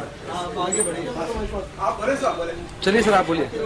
मैं उनकी जो प्राइवेट लाइफ में परिवार की बात कर रहा था। परिवार जैसा कुछ बन नहीं पाया है आज तक। सिंगलटन सब कुछ है, एक माता है, एक पिता है और उसके साथ बच्चे चाहे तो हैं, नहीं तो ऑर्फेनेज में है। ज्यादातर इस तरह की स्थिति है। तो परिवार की जैसी हमारी कल्पना है वैसा कुछ नहीं है। हम जब अपनी शब्दों को इस्तेमाल करते हैं तो कल्पना भी उसके साथ हमारी ही जुड़ती है। जैसे हम कहते हैं ना यूरोपियन परिवार, तो परिवार की हमारी परिभाषा वहां बैठती नहीं है। उनकी जो परिभाषा है उसमें वो एकल परिवार भी परिवार माना जाता है। मैं कहना ये चाहता हूँ, उनके यहाँ अकेली कोई माँ अपने बच्चे के साथ रहती है तो वो परिवार ही माना जाता है। अकेला पिता अपने बच्चे के साथ रहता है तो परिवार ही माना जाता है। भारत में वो मान्यता नहीं है। भारत में तो माता पिता साथ में रहते हैं, बच्चे उनके साथ में हैं और सिर्फ माता ही पिता नहीं, उनके साथ दादा दादी भी है, नाना नानी भी है, चाचा चाची भी है, मौसा मौसी भी है, मामा मामी भी है। ये भी है तो हमारे परिवार का अंग बनता है। और इसी परिवार का एक बड़ा हिस्सा कुटुंब होता है, कुटुंब का बड़ा हिस्सा कुल हो जाता है, कुल का बड़ा हिस्सा वंश हो जाता है और वो आगे आगे बढ़ता चला जाता है। शुरू यहां से होता है हमारे यहाँ परिवार, लेकिन उनके यहाँ इस तरह का है नहीं। तो हम जब यूरोपियन परिवार या अमेरिकन परिवार कहना शुरू करते हैं तो गफलत वहीं पे हो जाती है। हम हमारे शब्दों को उनकी सभ्यता में जब फिट करने की कोशिश करते हैं तो उसमें कंफ्यूजन बहुत हो जाता है। तो अपने शब्दों को अपनी सभ्यता तक सीमित रखकर उनके शब्दों को इस्तेमाल करें तो अच्छा है। तो उनका शब्द है फैमिली। फैमिली माने परिवार नहीं होता। जो मैं ध्यान में लाना चाहता हूं वो ये, जब हम भाषांतर करते हैं तो बहुत बड़ा नुकसान करते हैं अपने साथ। जैसे भारत में हमने भाषांतर कर दिया, रिलीजन माने धर्म कर दिया। अब रिलीजन बिल्कुल अलग है। प्लेटो की जो डेफिनेशन है रिलीजन की, वो हमारे धर्म पर फिट ही नहीं बैठती कहीं। हम जब धर्म की बात करते हैं तो ये है कि जो धारण कर सके, धारण करने योग्य है, वो सब कुछ धर्म है। उनके यहाँ ये कहीं है ही नहीं, पूरी फिलॉसफी में नहीं है। धारण करने योग्य वहां कुछ है ही नहीं जिसे वो कहें। वो रिलीजन को क्या मानते हैं? आपने तिलक ऐसे लगाया, ऐसे लगाया, घंटा ऐसे बजाया, वैसे बजाया, अगरबत्ती लगाई कि मोमबत्ती जलाई, केक काटा के, ये उनके यहाँ सब कुछ रिलीजन में काम आता है कहने के लिए। हमारे यहाँ तो ये रिलीजन से बहुत दूर तक का इसका वास्ता नहीं है। इसको तो हम कर्म कांड के रूप में कहते हैं। धर्म तो बिल्कुल अलग है, कर्मकांड तो बिल्कुल अलग है। हम एक संप्रदाय वाले हैं तो हम एक तरह के कर्मकांड करेंगे, एक दूसरे संप्रदाय वाले दूसरे तरह का कर्मकांड करेंगे। दक्षिण में आप चले जाइए, कई लोग ऐसे हैं जो इस तरह से तिलक लगाते हैं, कई लोग ऐसे हैं जो इस तरह से तिलक लगाते हैं, लेकिन वो रिलीजन का हिस्सा नहीं है हमारे यहाँ, वो हमारे यहाँ कर्मकांड का हिस्सा है। तो उनके यहाँ का रिलीजन हमारे यहाँ का धर्म नहीं है, उनके यहाँ की फैमिली हमारे यहाँ का परिवार नहीं है। हमने क्या किया है, भाषा की सहूलियत के लिए भाषांतर के रूप में इन शब्दों को इस्तेमाल करना शुरू किया है और उससे बहुत कुछ गलतियां हम करते हैं और वो हमारी उन गलतियों पे हंसते हैं। हम जब फैमिली प्लानिंग की बात करते हैं ना, तो हमारे यहाँ तो फैमिली है नहीं, उसको प्लान क्या करें। उनके यहाँ फैमिली है तो उसको प्लान करना है, हमारे यहाँ तो परिवार है, उनके यहाँ तो परिवार नहीं है, फैमिली है। तो फैमिली प्लानिंग पूरा एक पॉलिसी के रूप में जब इस देश में चले तो हास्यास्पद ही दिखाई देता है। परिवार के बारे में बात करें तो कुछ समझ में आती है। तो कई बार क्या होता है कि शब्द उनके हम ले लें और अपने हिसाब से भाषांतर करके इस्तेमाल करें, वो तो उनके यहाँ फैमिली है, परिवार नहीं है, हमारे यहाँ परिवार है, उनके यहाँ नहीं है। तो अब दोनों अलग अलग हैं। और मैं जो कहना चाहता हूं, इसमें कोई ऊंचा नीचा की बात नहीं है, वो अलग है, हम अलग हैं। जैसे कई बार ये कहते हैं ना, यूरोप की सभ्यता में, भारत की सभ्यता में बहुत कुछ कॉमन है। ऐसा कुछ भी नहीं है जो कॉमन है। अगर कुछ है तो वो जबरदस्ती से किया हुआ है। जैसे वहां का पिज्जा आ गया, बर्गर आ गया और हमने खाना शुरू कर दिया तो कॉमन हो गया, या वहां से पेप्सी कोक आ गया, हमने पीना शुरू कर दिया तो कॉमन हो गया। वो सभ्यता का अंग नहीं है, वो नकल किया हुआ एक हिस्सा है। चाउमीन वहां से आ गया, हमने खाना शुरू कर दिया सिवई के स्थान पर, तो वो अंग नहीं बनता सभ्यता का। तो कॉमन है ऐसा कुछ होता नहीं है। किसी भी सिविलाइजेशन में, कोई भी सभ्यता में, दुनिया में आप जाइए, कुछ भी कॉमन नहीं होता है, नहीं तो सभ्यता ही नहीं बनती है। सभ्यताएं बनती ही इसलिए हैं कि वहां कुछ अलग है, यहां कुछ अलग है, और संस्कृति उसका एक छोटा सा हिस्सा होती है। सभ्यता कुछ बड़ी चीज है, संस्कृति उसमें छोटा सा कुछ हिस्सा जैसा है। सभ्यता और संस्कृति का अगर अंतर समझना चाहें तो भारत के हिसाब से, यूरोप में तो ये अंतर भी नहीं है, यहां के हिसाब से मैं एक उदाहरण आपको देता हूं। आपको अगर मैं ये कहूं कि कोई माँ है या बहन है, वो बंगाली तरह से साड़ी पहने हुए है, तो तुरंत आपके दिमाग में कोई पिक्चर घूमता है। बंगाली तरीका क्या है साड़ी पहनने का? कुछ है। फिर इसी तरह से मैं कहता हूं कोई एक माँ है, बहन है, वो आसामी तरीके से कोई साड़ी पहनी हुई है, तो तुरंत आपके दिमाग में एक पिक्चर बनता है कि आसामी तरीका कोई है साड़ी पहनने का। फिर मैं कहता हूं कोई गुजराती तरीके से माँ और बहन साड़ी पहनकर खड़ी हुई है, तो तुरंत आपके दिमाग में कोई एक इमेज आती है, एक तरीका है गुजराती साड़ी पहनने का। फिर वो पंजाबी है। तो ऐसे अगर 8-10 राज्यों के मैं नाम लूं और आपसे कहूं कि देखो ये गुजराती साड़ी है, ये मराठी साड़ी है, ये बंगाली है, ये आसामी है, ये मणिपुरी है, ये आदि आदि इस तरह की साड़ियां हैं, तो ये जो अलग अलग तरीके हैं साड़ियों को पहनने के, ये है संस्कृति।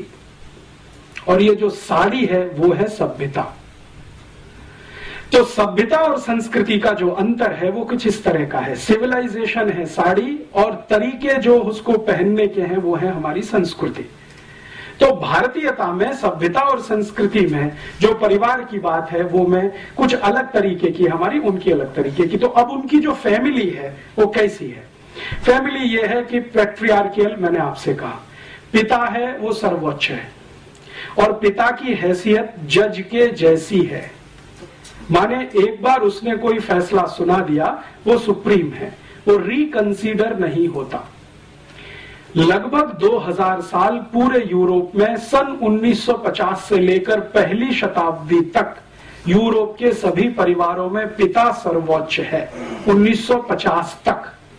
और यही कारण है कि सन 1950 तक यूरोप के सभी देशों में सिर्फ पिताओं को वोट डालने का अधिकार होता था। आप सोच सकते हैं ये बात? अमेरिका में 1950 तक, ब्रिटेन में सन 1950 तक, यूरोप के देशों में लगभग 1950 तक सिर्फ पुरुष ही वोट डाल सकता था, स्त्री को वोट डालने का अधिकार नहीं, क्योंकि फैमिली में स्त्री का कोई महत्व नहीं। पितृसत्तात्मक सत्ता, पैट्रियार्कियल जिसको हम कहते हैं, उनके शब्दों में वो है। और इससे भी आगे चलें तो यूरोप के दस्तावेज बताते हैं कि सन 1950 तक यूरोप और अमेरिका की किसी बैंक में महिला को खाता खोलने का अधिकार नहीं, बैंक अकाउंट ओपन करने का राइट नहीं, अप टू 1950। तो महिलाओं को वोट डालने के अधिकार मिलने चाहिए और महिलाओं को बैंक में खाता खोलने का अधिकार मिलना चाहिए। इस पर एक जबरदस्त आंदोलन शुरू हुआ फ्रांस से, और उस आंदोलन की नेत्री थी सिमोन द बोवार। और उसका सबसे बड़ा नारा था कि जो पुरुष को अधिकार है वोट देने का, बैंक अकाउंट खोलने का, संपत्ति का मालिक होने का, वो अधिकार महिलाओं को मिलना चाहिए। और ये आंदोलन बहुत लंबे समय तक चला। ज्यों पाल सार्त्र, जो बहुत बड़ा फिलोसोफर माना जाता है फ्रांस का और अभी यूरोप का, सिमोन द बोवार जो उसकी सहयोगी थी, इन लोगों ने मिलकर ये बहुत बड़ा कैंपेन स्टार्ट किया, जिसको फेमिनिज्म माना जाता है या फेमिनिज्म मूवमेंट कहा जाता है। स्त्री मुक्ति आंदोलन जैसा हम उसका भाषांतर भारत में करते हैं। स्त्री को मुक्ति किससे? इस व्यवस्था से जिसमें उसको वोट देने का अधिकार नहीं है, बैंक अकाउंट खोलने का अधिकार नहीं है, संपत्ति का अधिकार नहीं है। जो अधिकार है वो सब पुरुष को है, पिता को है, मां को तो कोई अधिकार नहीं। और इसमें इंटरेस्टिंग बात जो समझने की है, जो आसानी से डाइजेस्ट नहीं होती, जो प्लेटो अपनी किताब में लिखता है, वो कहता है कि बच्चे का पैदा होना भी मां के अधिकार में नहीं है, वो पिता का ही अधिकार है। अर्थात कोई गर्भ में बच्चा आ गया है तो उसको पैदा होना है या नहीं वो पिता तय करेगा, मां तय नहीं कर सकती। जन्म देना है नहीं देना है उसके पति पर निर्भर है, पत्नी कुछ उसमें हाँ ना नहीं कह सकती, ये अधिकार नहीं है। और रूसो जो मॉडर्न फिलोसोफर माना गया है, उसके 5 बच्चे हुए, 5 के बारे में वो अपनी ऑटोबायोग्राफी में लिखता है कि मेरा फैसला था, पत्नी का नहीं। और फिर उसको कहा गया कि ये गलत है या सही है, तो उसने कहा 2000 साल की परंपरा है और मैंने उसको निभाया। तो ये वहां की व्यवस्था है। तो पिता है, पुरुष है, मुख्य है, परिवार का मुखिया है, कुलपति है, कुलपिता है, जो कहना चाहिए। अभी जो तय करेगा वही तय करेगा, माता कुछ तय नहीं कर सकती। और इससे भी आगे यूरोप के सभी गांवों में, अब शहरों में थोड़ा ये बंद हुआ है पिछले 50 साल से, यूरोप के गांवों में आज भी बहुत सारी जनजातियां हैं जिनको यूरोप में आदिवासी कहा जाता है। वहां अभी भी यही है, पिछले 50 वर्षों में वहां नहीं कुछ बदला है। इससे भी आगे एक बात जो मैं आपके ध्यान में लाना चाहता हूं कि बच्चा पैदा हुआ पिता की मर्जी से, मां ने सिर्फ गर्भ धारण किया, मर्जी पिता की है। अब उसको जिंदा रहना है या नहीं। और सामान्य रूप से यूरोप में 2000 साल की एक परंपरा है कि बच्चे जितने पैदा हों उसमें से 3/4 को लावारिस छोड़ा जाए, एबेंडेंड चाइल्ड। जैसे रूसो के 5 बच्चे हैं, 4 को उसने छोड़ दिया, घर से निकाल दिया, जन्म लेते ही निकाल दिया। तो वहां की परंपरा कैसी है? बच्चे ने जन्म लिया, पिता ने उसको किसी कपड़े में लपेटा और बाहर रख दिया, दरवाजे पे रख दिया या डस्टबिन के पास रख दिया। या यूरोप के बहुत सारे देशों में चर्च के सेंटर होते हैं, वहां पहुंचा दिया कि इनको आप पालो, ये हम नहीं रखेंगे। सामान्य रूप से 3/4 बच्चे लावारिस छोड़े जाते हैं। उसके पीछे उनका लॉजिक क्या है? प्लेटो ये कहता है कि बच्चों को पालना अपने वैयक्तिक जीवन में खलल पैदा करने जैसा है। ये प्लेटो की ओपिनियन है, इसलिए व्यक्तिगत जीवन में खलल नहीं होना चाहिए। और प्लेटो की परिभाषा में व्यक्तिगत जीवन सिर्फ इंद्रिय सुख के अलावा कुछ नहीं है। This is the statement of Plato. इंद्रिय सुख, शरीर सुख, यही सबसे ऊंचा है, बाकी सब इसके नीचे है। और इंद्रिय सुख और शरीर सुख लेने में बच्चे सबसे बड़ी बाधा है, इसलिए घर में नहीं। आप छोड़ दो उनको, पैदा हुए तो छोड़ दो। प्लेटो ने अपने बच्चे छोड़े। प्लेटो की 4 पत्नियां हैं, उसमें से 1 शादी वाली है, 3 बिना शादी की हैं, तो जितने बच्चे हैं सब छोड़े। सोक्रेटिस ने यही किया, लेबिनिज ने किया, दिकार्ते ने किया, रूसो ने किया। सभी फिलोसोफर्स अपने बच्चों को लावारिस छोड़ते हैं। अब प्लेटो कहता है कि ये जो लावारिस हैं, इनकी जिम्मेदारी राज्य की है, परिवार की नहीं, फैमिली की नहीं है। तो राज्य इनको संभाले। तो राज्य क्या व्यवस्था कर रहा है? इन लावारिस छोड़े हुए बच्चों की व्यवस्था के लिए राज्य ने चर्च को खड़ा किया पैसा देकर कि आप इनकी व्यवस्था संभालो। तो जितने भी चर्च पूरे यूरोप और अमेरिका में आपको मिलेंगे, सभी चर्चों के ऑर्फेनेज सेंटर आपको जरूर मिलेंगे। बिना ऑर्फेनेज के कोई चर्च यूरोप में नहीं होता। सभी चर्च में लावारिस बच्चों के केंद्र आपको मिलेंगे। और जो लावारिस बच्चों के केंद्र चर्च के साथ जुड़े हुए हैं, जहां पर बच्चों की ट्रेनिंग होती है, ट्रेनिंग का माने जो कुछ भी उनको जिंदगी चलाने के लिए सिखाया जाता है, वो ट्रेनिंग देने वाले इंस्टीट्यूशंस को कॉन्वेंट कहा जाता है। कॉन्वेंट अर्थात लावारिस बच्चों के लिए बनाया गया इंस्टीट्यूट, जिन बच्चों को उनके माता पिता ने छोड़ दिया है, जो पल रहे हैं चर्च की तीमारदारी में। और चर्च को पैसा सरकार दे रही है, और ये पैसा यूरोप की सभी सरकारें अपने बजट में से निकालती हैं सब्सिडी के नाम पर, सोशल सिक्योरिटी के नाम पर। और यूरोप की सभी सरकारों के बजट का हाईएस्ट एक्सपेंडिचर सोशल सिक्योरिटी में ही है, इंक्लूडिंग अमेरिका। तो वो सोशल सिक्योरिटी एक्सपेंडिचर में एक बहुत बड़ा एक्सपेंडिचर है कॉन्वेंट का। अब मेरे समझ में ये बात बिल्कुल स्पष्ट आने लगी है। पहले मैं बचपन में नहीं जान पाता था कि ये भारत में जो कॉन्वेंट स्कूल हैं, इन स्कूलों में हम जब पढ़ने जाते हैं या पढ़ाते हैं अपने बच्चों को, तो बच्चों को स्कूल में मदर फादर कहना क्यों सिखाते हैं, टीचर कहना क्यों नहीं सिखाते? जैसे भारत में बहुत सारे कॉन्वेंट है ना, उसका प्रिंसिपल फादर है, या तो कोई मदर है, या तो कोई सिस्टर है, या तो कोई ब्रदर है, टीचर कोई नहीं है वहां पे। क्यों?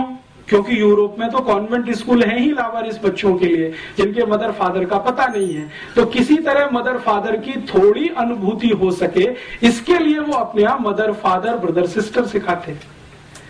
हमने जैसे का तैसा कॉन्वेंट का ढांचा वहां से आयात कर लिया, या जबरदस्ती हमारे ऊपर ठोक के बिठा दिया अंग्रेजों ने, जो भी कहना हो। वो अभी भारत में वैसे ही चलता है जैसे यूरोप में चलता है। भारत के जयपुर के किसी भी कॉन्वेंट स्कूल में आप चले जाइए, बच्चे को फादर ही कहलवाएंगे वहां के प्रिंसिपल को कि ये फादर है जो लंबा चोगा पहन के है, और वो सिस्टर है, या तो वो मदर है, या तो वो ब्रदर है। कोई टीचर नहीं है, क्योंकि वहां नहीं है तो यहां भी नहीं है। अब इससे भी ज्यादा इंटरेस्टिंग एक बात मैं आपसे और कहता हूं, तब आपको और समझ में आएगा कि हमारी मूर्खताएं क्या हैं, हमारी अपनी।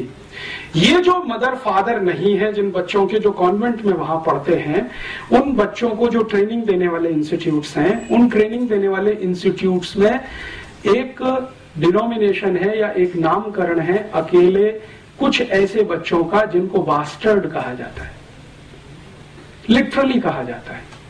यूरोप में बहुत सारे बच्चे हैं जिनको बास्टर्ड कहा जाता है। बास्टर्ड कौन है?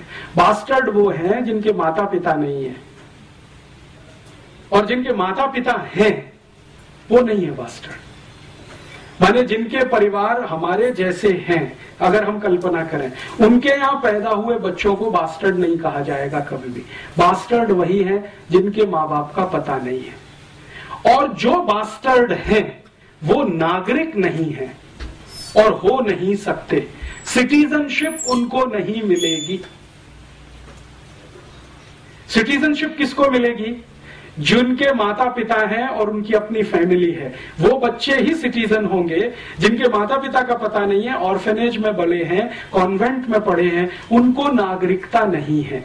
और आपको सुनकर आश्चर्य होगा, 1935 तक इंग्लैंड में और यूरोप में कॉन्वेंट पढ़े हुए किसी भी बच्चे को नागरिकता नहीं मिली।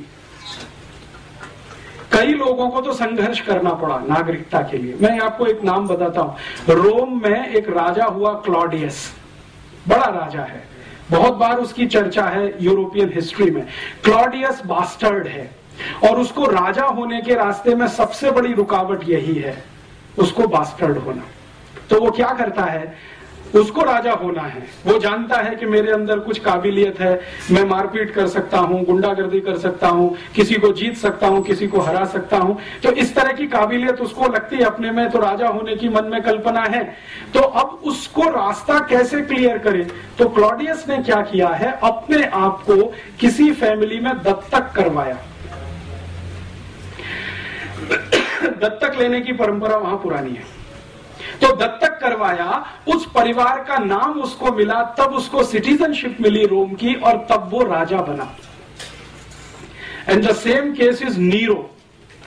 नीरो के बारे में हम सब कहते हैं ना, और एक हमारे यहां मुहावरा इस्तेमाल होता है कि रोम जल रहा था और नीरो बांसुरी बजा रहा था। तो वो नीरो भी इसी रास्ते से गया राजा होने तक। माने राजा होने के लिए नागरिक होना है, नागरिक होने के लिए माता पिता होना है। अगर आपके माता पिता नहीं है तो राजा होने की स्थिति नहीं है, तो आपको कहीं दत्तक होना पड़ेगा, किसी बड़े परिवार का दत्तक होना पड़ेगा, फिर आप उस रास्ते पर जा सकेंगे। ये उनकी परिवार की व्यवस्था है। अभी भारत में देखें, भारत में आजादी के पहले से और पिछले 2-5 हजार साल तक जितनी कल्पना हमारी दूर तक जाती हो, रामचंद्र जी के जमाने तक जाती हो, कृष्ण के जमाने तक जाती हो, उसके पहले तक कहीं कल्पना जाती हो, तो परिवार में बच्चे का होना मां के ऊपर निर्भर है। भारत में बिल्कुल उल्टा है, मां चाहेगी तो बच्चा होगा, नहीं तो नहीं होगा। ये हमारे यहाँ की व्यवस्था है। और भारत में आज भी जिनको हम आदिवासी और वनवासी कहते हैं, आप वहां चले जाइए, पूरी सोसाइटी मैट्रियार्कियल है, मात्र सत्तात्मक है। नॉर्थ ईस्ट में आप जाएंगे, आसाम के ऊपर कहीं भी, नागालैंड, मिजोरम, मणिपुर, त्रिपुरा, सिक्किम, वहां आपको सब कुछ दिखाई देगा मां के इर्द गिर्द घूमता हुआ। और उनसे जब हम बात करते हैं तो वो कहते हैं हाँ ये तो हजारों साल की परंपरा है हमारी। और नॉर्थ ईस्ट में आपको सुनकर आश्चर्य होगा, शादी होकर बेटी घर से नहीं जाती है, लड़का घर में आता है। ये भारत की उन सभी समाजों में है जिनको दुर्भाग्य से हम शेड्यूल्ड ट्राइब्स कहते हैं। शादी होकर बेटी नहीं विदा होती है, लड़के को घर में लाया जाता है दामाद बनाकर, और संपत्ति की मालिक लड़की होती है, लड़का नहीं होता है। यूरोप में स्त्री को संपत्ति का कोई अधिकार 1950 तक नहीं है, उसके बाद आया है, जिसको मॉडर्न यूरोप कहा जाता है, उसमें आया है। यहां तो पहले से है।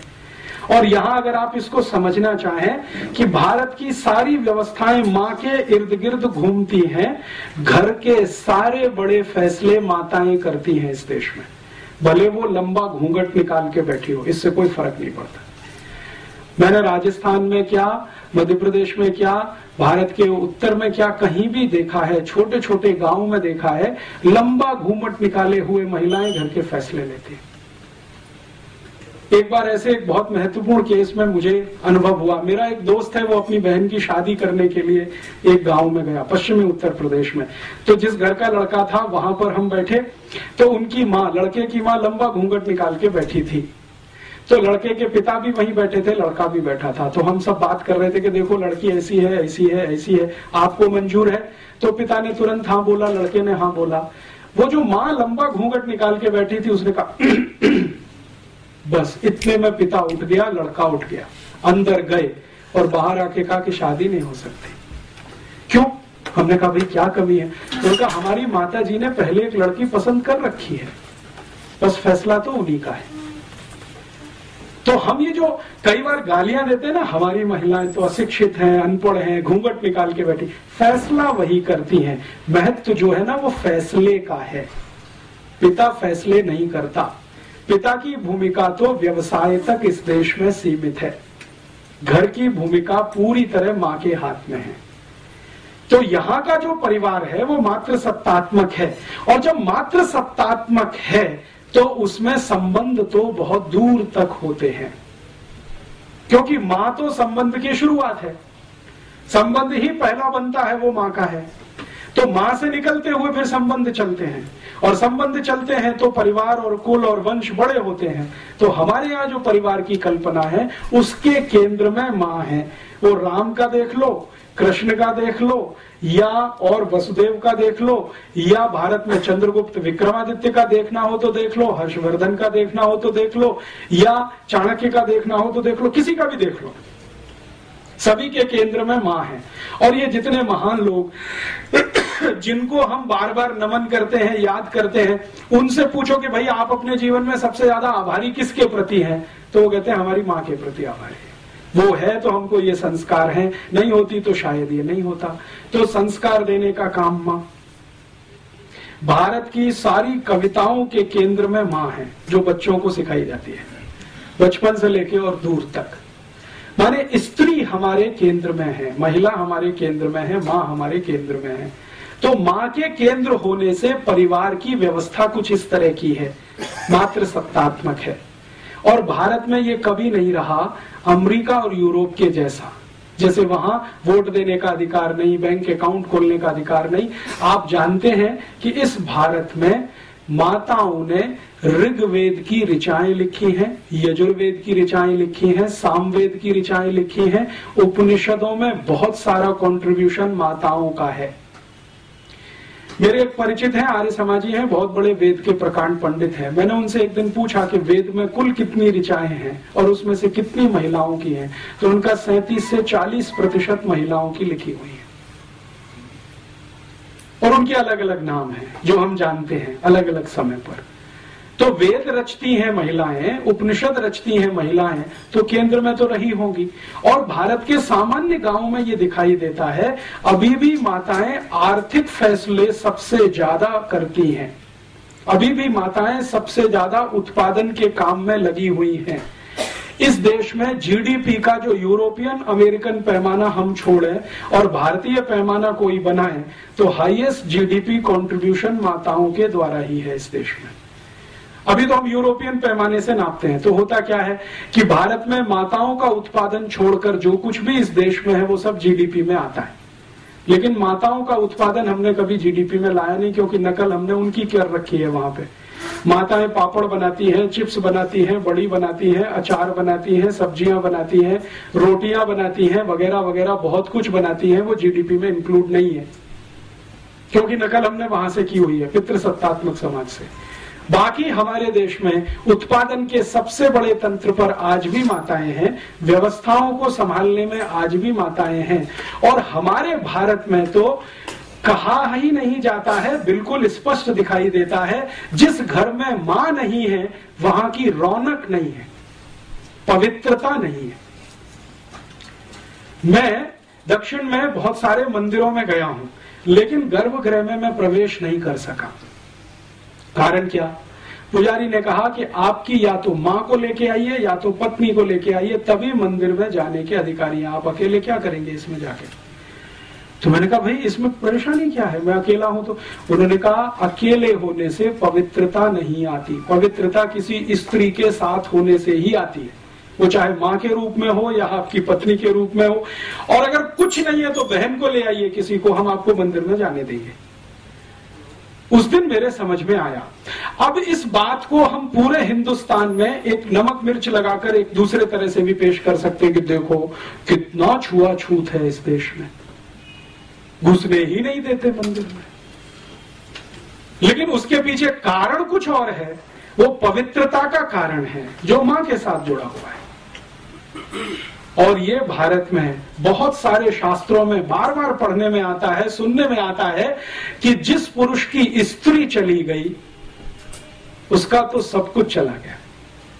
मां चली गई तो और कुछ बचा ही नहीं, पत्नी गई तो बहुत कुछ चला गया। विदुर होना बहुत अपमानजनक स्थिति है समाज में, हमारे देश में, हमारी मान्यता में, हमारी सभ्यता। तो क्यों है? क्योंकि मात्र सत्तात्मक है सब कुछ। बच्चे पैदा होंगे नहीं होंगे माँ का है, बच्चे बड़े होंगे तो क्या संस्कार मिलेंगे माँ का फैसला है, पिता का उसमें कोई बड़ा योगदान नहीं। पिता तो थोड़ा सपोर्टिंग हैंड के रूप में है, जो कुछ गढ़ रही है तो वो तो माँ गढ़ रही है। तो भारत की सभ्यता मात्र सत्तात्मक, इसलिए हमने शायद हमारे देश को भारत माता बोला। हमने कभी क्यों नहीं कहा भारत पिता, भारत माता ही क्यों कहते? क्योंकि मात्र सत्तात्मक है सब कुछ। यहां तो भारत माता ही कहेंगे। भारत शब्द तो पुल्लिंग है, लेकिन माता तो हमने लगाया है उसके साथ भी। गंगा के साथ भी माता लगा दिया, गाय के साथ भी माता लगा दिया, यमुना के साथ भी माता लगा दिया। गंगा मैया है, यमुना मैया है, गैया मैया है। ये मैया है, भले वो पुल्लिंग ही क्यों ना हो, क्योंकि मात्र सत्तात्मक है सब कुछ। तो अब हम मात्र सत्तात्मक समाज में रहने वाले लोग पितृ सत्तात्मक समाज के लोगों की नकल करें तो अल्टीमेटली क्या निकलेगा? आपको अपने स्थान बदलने पड़ेंगे और उसमें से तो बहुत कुछ घालमेल होगा। तो अभी मैं आपको इस उदाहरण को और थोड़ा स्पष्ट करता हूं कि हम भारत में विदेशी टीवी चैनलों को आज देखते हैं। तो जितने भी विदेशी टीवी चैनल हैं, जैसे स्टार प्लस आया है, CNN है, ATN है, प्राइम स्टार है, प्राइम स्पोर्ट्स है, वगैरह वगैरह, इन सभी टीवी चैनलों पर कुछ सीरियल्स आते हैं और उन सीरियलों को भारतवासी देखते हैं और दिखाते भी भारतवासी हैं, लेकिन उनके प्लॉट सभी अमेरिका और यूरोप से आते हैं। भारत में स्टार प्लस पे सबसे ज्यादा सीरियल दिखाने वाली एक लड़की है जिसका नाम है एकता कपूर, उसके सबसे ज्यादा सीरियल आते हैं। सौभाग्य से एक बार मुझे उससे बात करने का मौका मिला मुंबई में, तो मैंने उससे एक ही सवाल पूछा कि आपके जितने भी सीरियल हैं, सास भी कभी बहू थी, घर घर की कहानी, तेरी मेरी कहानी, इसकी कहानी, उसकी कहानी, ये सब सीरियल के प्लॉट्स कहां से आते हैं, कहानी कहां से आती है? तो मैंने कहा this is all imported. Plot तो सभी अमेरिका से हैं, यूरोप से आए हैं, कहानी सब वहां से आई है, उसमें हमने भारतीय पात्रों को फिट करने की कोशिश की है। तो मैंने कहा अब मुझे समझ में आ गया कि आपके सभी सीरियल में माताओं को ही सबसे ज्यादा गालियां क्यों दी जाती है। सास भी कभी बहू थी, आप अगर इस सीरियल को ध्यान से देखें तो इस सीरियल की सभी स्त्री पात्र या माताएं पात्र सबसे ज्यादा दुर्भावना का शिकार है। ऐसे ही कसौटी जिंदगी की या कहानी घर घर की, कोई भी सीरियल देखें, ये सभी सीरियलों को मैं देख नहीं पाता हूं, लेकिन इनकी स्टोरी जरूर पढ़ता हूं मैं, कभी अखबार में आती है, कभी मैगजीन में। तो उन सब सीरियलों में एक माता दूसरे के खिलाफ षड्यंत्र कर रही है, दूसरी तीसरे के खिलाफ, तीसरी चौथी के खिलाफ, ननद भाभी के खिलाफ, भाभी ननद के खिलाफ, माता जो है किसी और के, इसी तरह के षड्यंत्र षड्यंत्र षड्यंत्र माताओं के बीच में सबसे ज्यादा, पुरुषों में कुछ कम, क्योंकि ये सब इंपोर्टेड प्लॉट्स हैं, यूरोप से आए हैं अमेरिका, तो वहां तो माता तो कुछ है नहीं, तो उसके खिलाफ षड्यंत्र भी हो तो कोई महत्व की बात नहीं है। यहाँ तो बहुत कुछ उसी पर निर्भर है, लेकिन हमने चूंकि आयातित किया हुआ है, उसको हिंदुस्तान का थोड़ा मिर्च मसाला लगा के पेश किया हुआ है, तो सभी सीरियल उसी तरह के दिखाई देते हैं इस देश में। चूंकि हम अगर अपनी सभ्यता को ध्यान में रख के कोई सीरियल बनाएं और अपनी मान्यताओं को ध्यान में रख के बनाएं, तो इसके बिल्कुल विपरीत बनेंगे जो आज हम देख रहे हैं या दिखाए जा रहे हैं।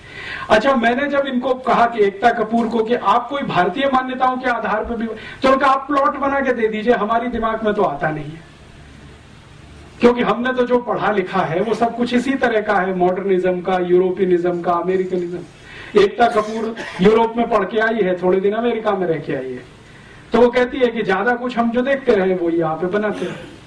तो इस तरह का होता है, जब आप अंधानुकरण करते हैं, बिना सोचे समझे नकल करते हैं, तो इस तरह का उसमें से कुछ निकलता है।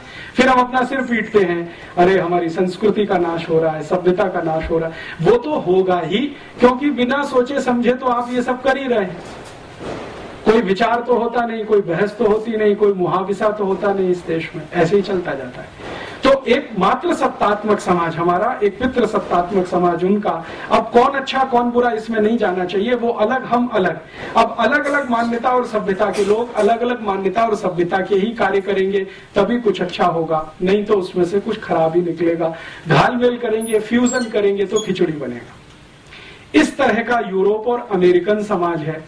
इसमें और भी बहुत सारी बातें हैं, जैसे उदाहरण के लिए एक बात यह है कि ये जो लावारिस बच्चे हैं, फिर ये कहां जाते हैं अंत में, यूरोप में, तो ये अंत में गुलाम बन के काम में आते हैं।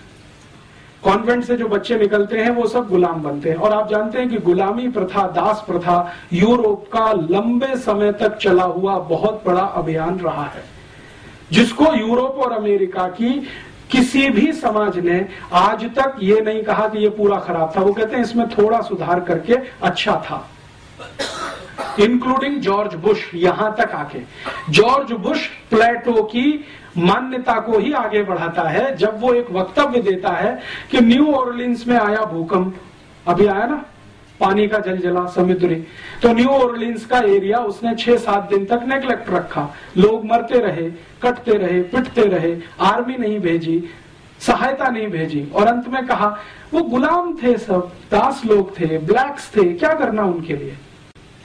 और थोड़े दिन के बाद उसी तरह का तूफान और जलजला उस एरिया में आया अमेरिका में, जहां उनका सबसे बड़ा सेंटर है केप कैनेवरल, और वहां से उनके रॉकेट और वो सब छोड़े जाते हैं, और अमेरिका का सबसे अमीर इलाका है। वहां जैसे ही जलजला आया, 6 घंटे के अंदर आर्मी भी पहुंच गई, सामान भी पहुंच गया, सब पहुंच गया, क्योंकि वो व्हाइट्स हैं। तो ये जो ब्लैक्स एंड व्हाइट्स का है, ये तो अभी तक है, गया नहीं है। इतने सारे रिफॉर्म्स होने के बावजूद जॉर्ज बुश के दिमाग में वो कीड़ा बैठा हुआ है। अमेरिका में और यूरोप में ये लंबे समय से, हजारों साल से गुलामी की दास प्रथा, और इसी दास प्रथा में इन सब बच्चों का इस्तेमाल होता रहा है।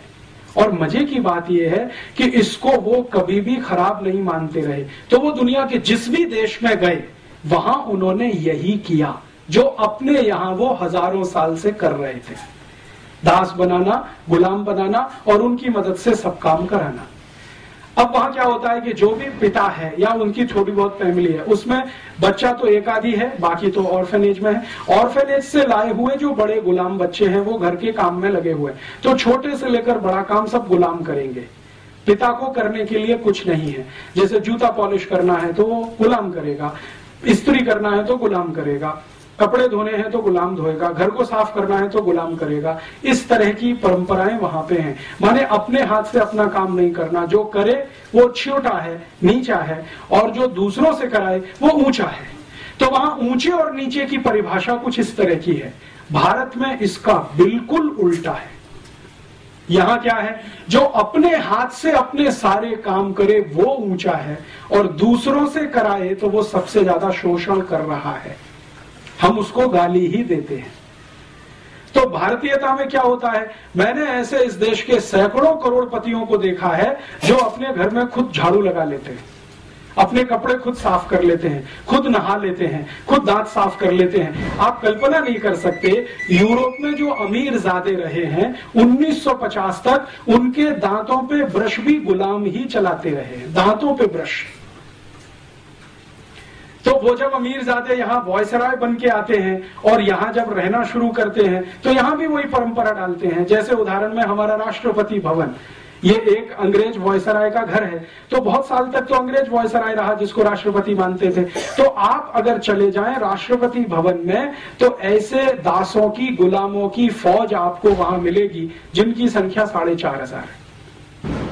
राष्ट्रपति भवन में ऐसे कई गुलाम नौकर हैं जो राष्ट्रपति की बूट पॉलिश के लिए हैं, राष्ट्रपति के कपड़े पे इस्त्री करने के लिए हैं, राष्ट्रपति के ब्रश पर पेस्ट निकाल कर देने के लिए हैं, राष्ट्रपति की मेज सजाने के लिए हैं। एक राष्ट्रपति हैं और व्यक्तिगत रूप से 835 कर्मचारी हैं। और दुर्भाग्य इस देश का या सौभाग्य कि इस समय जो राष्ट्रपति हैं वो भारतीयता वाले हैं।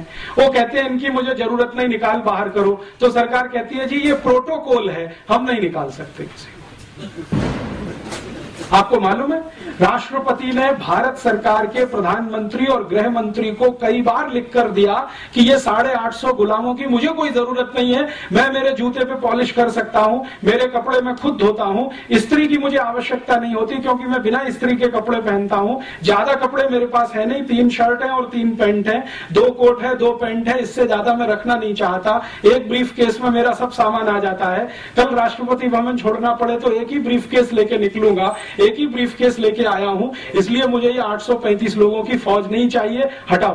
तो प्रधानमंत्री कहते नहीं हटा सकते, ये तो प्रोटोकॉल के खिलाफ है। आप उनका इस्तेमाल नहीं कर सकते तो बैठने दीजिए ना, आपका क्या बिगाड़ते, प्रोटोकॉल तो चलने दीजिए। माने वो वॉयसराय वाला प्रोटोकॉल जो गुलामी से आया है, दास प्रथा से, वो यहां कंटिन्यू रखना है। हमारे यहां तो नहीं है। भारतीयता में तो कोई किसी को गुलाम नहीं बना सकता, क्योंकि हम तो आत्मा की बात करते हैं। हम तो कहते हैं ना आत्मा सबकी समान है, परमात्मा का अंश है, कोई किसी को कैसे गुलाम बना सकता है। हम तो किसी जानवर को गुलाम नहीं बना सकते, आदमी की तो बहुत दूर की बात है। और अगर बनाते हैं तो वो समाज में विकृति माना जाता है, उसको स्वीकृति कभी किसी ने नहीं दिया है, ये हमारे देश में नहीं। अब हमारे यहाँ क्या होता है, मॉडर्निज्म में हमने अमेरिका और यूरोप से प्रभावित होकर बहुत कुछ करना शुरू किया है। जैसे कुत्ते पाल लिए, अभी बहुत लोग हैं जो घर घर में कुत्ते पालते हैं। भारतीयता में आप कुत्ता घर में बांध के नहीं रख सकते, वो तो स्वतंत्र छोड़ने के लिए ही है, लेकिन हमने घर में पाल लिए हैं और उनको गले में पट्टा डाल के घुमाने के लिए लेके जाते हैं और फिर वापस लाते हैं, उसमें बड़ी शान समझते हैं। और अगर उसको पलट के ये कह दो कि भाई ये कुत्ते पालने से अच्छा कोई गाय पाल लो तो दूध तो मिलेगा और गोबर का खाद किसी किसान को मिलेगा, क्या अब्सर्डिटी की बात करते हो, गाय रखेंगे, गंदा करती है। और वो कुत्ता कहीं भी गंदा करता है, किसी का लिहाज नहीं करता, कहीं भी पांव उठा के मूत्र कर देगा और कहीं भी संडास कर देगा। उसको साफ करना हमको अच्छा लगता है क्योंकि यूरोप से आया हुआ है। और हम गाय पालें और उसका दूध पिए तो उसमें 50 तर्क सुनाना शुरू कर देते हैं। जी जयपुर शहर में गाय कैसे पाल सकते हैं, कानून नहीं है। कुत्ता पालने का कानून बन सकता है तो गाय का भी बन सकता है, लेकिन हमने कभी प्रयास नहीं किया। तो कुछ घालमेल इस तरह का होता है, खिचड़ी कुछ इस तरह की होती है। तो हम जो हमारी मान्यता में ऐसा नहीं है तो हमारे कार्य में वैसा नहीं है, होता है तो हम उसको विकृति मान के छोड़ते हैं, वो समाज के लिए आदर्श और उदाहरण नहीं बनता है। तो अब हमारी मान्यता जिस तरह की है व्यवस्था उसी तरह की बनेगी, उनकी मान्यता जिस तरह की है व्यवस्था उस तरह की बनेगी, और व्यवस्था को चलाने के लिए नियम कायदे कानून उस तरह के बनेंगे जिस तरह की मान्यता और व्यवस्था होगी। तो यूरोप और अमेरिका के नियम कायदे कानून उस तरह के हैं, हमारे नियम कायदे कानून भी अगर उसी तरह के बनेंगे तो सर्वनाश ही होगा। अब जैसे वहां जितने भी न्याय के कानून हैं जिसको जस्टिस कहा जाता है उनकी भाषा में, वो सभी के सभी गुलामों को ध्यान में रखकर बनाए गए हैं।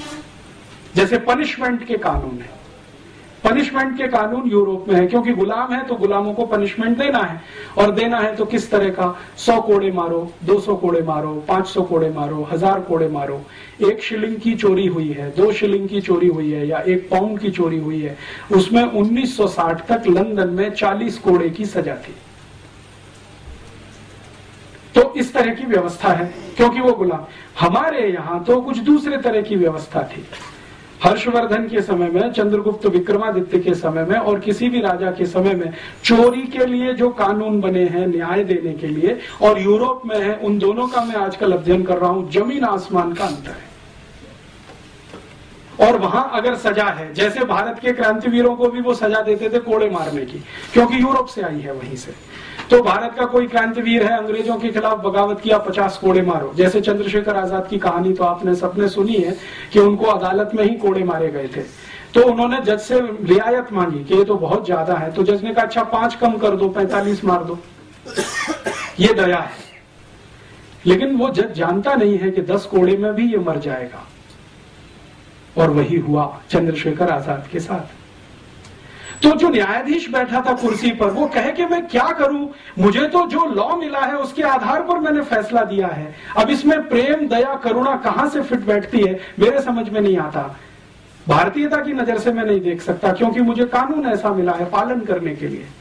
तो चंद्रशेखर के केस में जज की यह टिप्पणी, वो कहता है कि भारतीयता की नजर से देखूं तो ये बहुत बड़ा जुर्म है जो मैंने किया, कि उसको मैंने 50 कोड़े की सजा दी, बाद में 5 घटा के 45 कर दिया।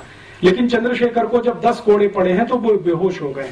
तो बेहोशी के बाद इंतजार किया है जज ने, दोबारा होश आने पर बाकी 40 कोड़े मरवाए, 45। तो हम कहते हैं जी बहुत अत्याचार है, लेकिन वो कहते हैं ये तो हमारे यहाँ सामान्य व्यवहार है। इसी तरह से हम सजा देते हैं यूरोप में अपने गुलामों को, तो यही भारत में कर रहे हैं। इसी तरह से भारत के क्रांतिवीरों को सजाएं देने के तरीके जो गुलामों को वहां यूरोप में बर्फ की सिल्ली पे लिटा देना और उसको पीठ पर पीछे से डंडे से मारना, ये this is typical European style. Europe में बर्फ बहुत है, जमीन पे लिटा दिया, पीछे से बैत से मार रहे हैं, यही भारत में वो लेके आए।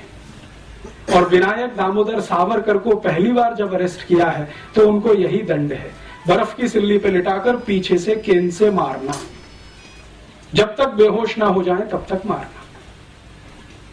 तो ये जो कुछ भी वो कर रहे हैं यहां, हमको ऐसा लगता है अत्याचार कर रहे हैं क्योंकि हमारी मान्यता के, वो कहते हैं कि हम तो न्याय दे रहे हैं क्योंकि उनकी मान्यता के। तो झगड़ा यही है, और इसी झगड़े को गांधी जी ने सभ्यता का झगड़ा बताया। और गांधी जी ने ये जो कहा कि ये शैतानी सभ्यता है, शायद वो यही सब कारण से, वो कहते हैं ये शैतान से भी गिरे हुए हैं। तो अब हमें यह तय करना है कि जो शैतानी सभ्यता गांधी जी बोल गए और जो दिखाई भी देती है उनके दस्तावेजों में, उसको अंधानुकरण करें या अपनी सभ्यता, अपनी संस्कृति और अपनी मान्यताओं के पीछे चलें। ये बड़ा प्रश्न इस समय हमारे देश में है।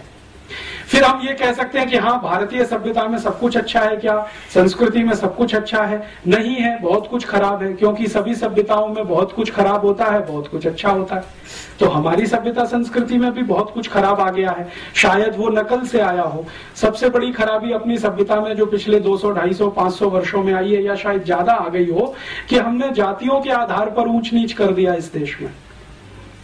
ये अपर कास्ट है, ये लोअर कास्ट है, ये बैकवर्ड क्लास है, ये फॉरवर्ड क्लास है, ये ब्राह्मण है, ये चमार है, ये चमार नीचा है, ब्राह्मण ऊंचा है, क्योंकि चमार हाथ से काम करता है, ब्राह्मण दिमाग से काम करता है। ये जो ऊंच नीच है, ये शायद हमारी सभ्यता की सबसे बड़ी बुराई हो। आज के समय के हिसाब से तो दिखाई ही देती है, पहले भी शायद रही हो या इसका कोई दूसरा स्वरूप रहा हो, उस पर हमें रिसर्च करने की अभी जरूरत है। तो हमें ऐसा लगता है कि ये खराब है। तो सभी सभ्यताओं के विकास में ये एक मूल क्रम होता है कि जो खराब है उसको छोड़ते जाओ, जो अच्छा है उसको और अच्छा बनाते चले जाओ। सभ्यताओं का विकास ऐसे ही होता है। तो अगर हम मानते हैं कि भारत की सभ्यता में कुछ खराब है तो छोड़ें और उसको परिष्कृत करने की कोशिश करें, तब तो ईमानदार यात्रा हमारी होती है विकास की। लेकिन अगर अपनी सभ्यता को ही छोड़ दें, उसकी बुराई अच्छाई तो बात ही ना करें और सब कुछ विदेशी सभ्यता में अच्छा ही अच्छा है, बिना जाने बिना समझे उसको आयातित करें, तो ये तो सर्वनाश की तरफ ले जाएगी, जो गांधी जी कहते हैं। तो मेरी अपनी मान्यता में वर्तमान में जो हमारी सरकार है वो ग्लोबलाइजेशन के नाम पर, लिबरलाइजेशन के नाम पर इस देश को बर्बादी की तरफ लेके जा रही है, क्योंकि बिना सोचे बिना समझे यूरोपियन अमेरिकन सभ्यता को अंधाधुंध तरीके से इस देश में लागू करने की पूरी ताकत लगाई जा रही है। अब हम नागरिकों के सामने ये बड़ा धर्म संकट है कि हम कहां जाएं। अगर हमको ये तय करना है कि हम हमारी सभ्यता संस्कृति के साथ जाएं, तो पूरी हिम्मत और ताकत के साथ इसको सामूहिक रूप से कहना पड़ेगा। और या तो हम समूह के रूप में ये तय कर लें कि हमको अमरीकी होना ही अच्छा है, जैसे पंडित नेहरू मानते हैं और आज के प्रधानमंत्री भी मानते हैं कि हम यूरोपियन हो जाएं, अमेरिकन हो जाएं, उसी में हमारी भलाई है। तो पूरा समाज ईमानदारी के साथ अमरीकी और यूरोपीय हो जाए, मुझे उसमें कोई बुराई नहीं लगती। या तो हम ईमानदारी से अमरीकी यूरोपीय हो जाएं या ईमानदारी से भारतीय रह जाएं। ये जो बीच की खिचड़ी है, क्योंकि फ्यूजन कहीं नहीं होता है, हो नहीं सकता है, सभ्यताओं में तो नहीं हो सकता है। तो फ्यूजन करने की कोशिश करेंगे तो उसमें से कोई अभीष्ट नहीं निकलेगा, हमारे लायक नहीं होगा। इतना ही कहकर इस व्याख्यान को मैं विराम देता हूं और इस व्याख्यान की मदद से एक नया प्रश्न मैं इस समाज में खड़ा करना चाहता हूं कि हमको जाना किधर है, ये तय करें। यूरोप अमेरिका जैसा होना है तो पूरी ताकत से बने, और भारतीय होना है तो पूरी ताकत से इधर आए। समाज के स्तर पर यह तय करने की जरूरत है, क्योंकि राजनीति इसे तय करने में समर्थ नहीं है। राजनीति समर्थ क्यों नहीं है? क्योंकि वो नितांत स्वार्थ में डूब चुकी है, और जब नितांत स्वार्थ में कोई डूब जाता है तो समाज को दिशा नहीं दे सकता। तो ये समाज को ही तय करना है और समाज का हिस्सा राजनीति बने, ऐसी मेरी अपेक्षा है। हमारा समाज राजनीति को निर्देशित करे, दिशा निर्धारित करे, अपने स्तर पर तय करके, ऐसी अपेक्षा के साथ मैं विदा लेता हूं। और आप सब थोड़े से नागरिकों के बीच में ये कहा, क्योंकि आप सोचते हैं, समझते हैं, और न सिर्फ सोचते समझते हैं बल्कि पढ़ सकते हैं। मैंने इतने सारे रेफरेंसेस दिए, आप चाहें तो प्लेटो को पढ़ सकते हैं, उसकी पुस्तकें यहाँ उपलब्ध हैं, रिपब्लिक भी उपलब्ध है और उसकी सब लिखी हुई है, जयपुर में मिलती है। सोक्रेटिस को पढ़ सकते हैं, लेविनिज, दिकार्ते, किसको भी पढ़ना हो, रूसो को पढ़ना हो तो वो भी यहाँ उपलब्ध है। जयपुर में बहुत सारी लाइब्रेरीज हैं, आप उनमें जाके निकाल सकते हैं। और ये जो दूसरे रेफरेंस मटेरियल्स हैं वो मैं आपको दे सकता हूं, क्योंकि बहुत सारे डॉक्यूमेंट्स हमने कलेक्ट किए हैं, उनके आधार पर हम थोड़ी छोटी कुछ सीडी बना रहे हैं, कुछ कैसेट्स बना रहे हैं, कुछ पुस्तकें बना रहे हैं, कभी भी आपको मिल सकती है। लेकिन इस बहस को फिर से शुरू करना है जो गांधी जी 1909 में कह गए कि यूरोपियन सभ्यता शैतानी है, अगर फंसे तो सर्वनाश है, निकले तो जीत है, ये गांधी जी मानते थे। मैं अभी उसको मानने लगा हूं पिछले कुछ वर्षों से, क्योंकि मैंने वो देखना शुरू किया है जो गांधी जी आज से 100 साल पहले देखकर चले गए। इतनी विनम्रता के साथ आपका आभार, धन्यवाद। और इस विषय पर हम आगे चाहें तो इससे भी ज्यादा और गहरी बात हो सकती है, इससे भी ज्यादा और गहरा कोई आपके बीच में मैं बात करने के लिए फिर से आ सकता हूं। लेकिन एक बार मन बने, मानसिकता तैयार हो इस तरह का सुनने की, और सुनने की ही नहीं, गुनने की, चिंतन करने की, तो शायद आने वाले समय में मुझे भी मजा आएगा, आपको और ज्यादा मजा आएगा। आभार। ऐसा बातें सबको विदित है, सब कुछ ऐसा है। हमारे अंदर पिछले 1000 साल से आपके अनुसार वो क्या कमी आ गई है जिसमें कि हम 1000 साल से कभी मुसलमानों के, कभी मुगलों के, कभी यूरोपियंस के और आज अमेरिकन के हम गुलाम ही बनना चाहते हैं। आज हमारा फाइनेंस मिनिस्टर कहता है हमको चाइना का अनुकरण करना चाहिए, तो हमको हर का पिछलू ही बना रहना पड़ेगा। हमारे को चाइना का, अब यूरोप को छोड़कर चाइना का अनुकरण करने लगे। चाइना तो हमारा इस तरह हमारी इतनी प्रगति कर रहा है, कोई गुलामी के आधार पर नहीं कर रहा है। हमने ये बात क्यों है और क्यों नहीं जाती? ये भारत की जो बहुत बड़ी दुर्गुण है, जिसके बारे में आपने कहा कि हम 1000 साल से बार बार दूसरों की गुलामी में क्यों फंसते हैं। कभी मुसलमानों की गुलामी में, जिनको हम मुगल कहते हैं, वहां फंस गए 300-400 साल, अंग्रेजों के साथ, फिर फ्रांसीसियों के साथ, डच लोगों के साथ, पोर्चुगीज लोगों के साथ तो सबसे ज्यादा 450 साल भारत का बहुत बड़ा इलाका गुलाम रहा। कारण क्या है? मेरी अपनी समझ और मान्यता के हिसाब से मैं कहता हूं, आपकी समझ दूसरी हो सकती है। पिछले 1200 वर्षों में हमारे देश की सभ्यता में जो सबसे बड़ी एक बुराई घुसी, 1500 साल कहें, वो यही कि हमने समाज को जो बांटा है अलग अलग जातियों के आधार पर वर्गों में, जातियों के वर्ग बना दिए। ये अगड़ा वर्ग, ये पिछड़ा वर्ग, कुछ जातियां आगे, कुछ जातियां पीछे, और उसके आधार पर ऊंचा नीचा कर दिया कि जैसे कोई ब्राह्मण है वो पंडिताई का काम करता है तो ऊंचा हो गया, चमार है वो हाथ से कोई जूता बनाता है तो नीचा हो गया।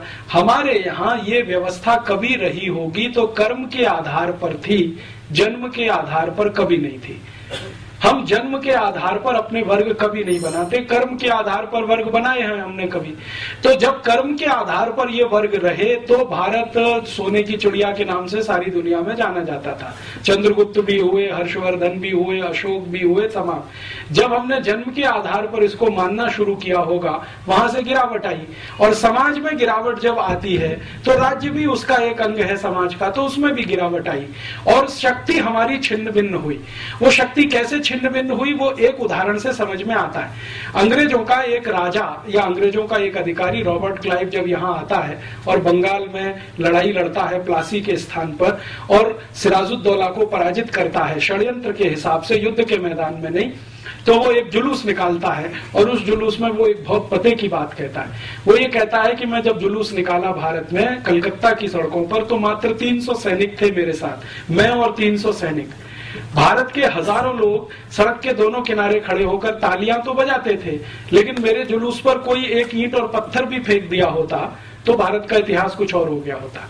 ये उसने अपनी डायरी में लिखा। बाद में उसने उसका विश्लेषण किया है कि मैंने बहुत दिन सोचा भारत में ऐसा क्यों है, तो बाद में पता चला कि जो सड़क के किनारे खड़े हुए लोग थे वो सब पिछड़ी जातियों के थे, जिनको ये लगता था कि ये अंग्रेज हैं, वो भले हैं, अगली जातियों पर हमला करने के लिए आए हैं, शायद हमारे उद्धारक बनेंगे, इसलिए हम तो तालियां ही बजाएं क्योंकि हमारा शोषण ये अगली जाति वाले कर रहे हैं, फॉरवर्ड लोग हमारा शोषण कर रहे हैं। तो उन्होंने अंग्रेजों का स्वागत किया और न सिर्फ किया बल्कि आज भी करते।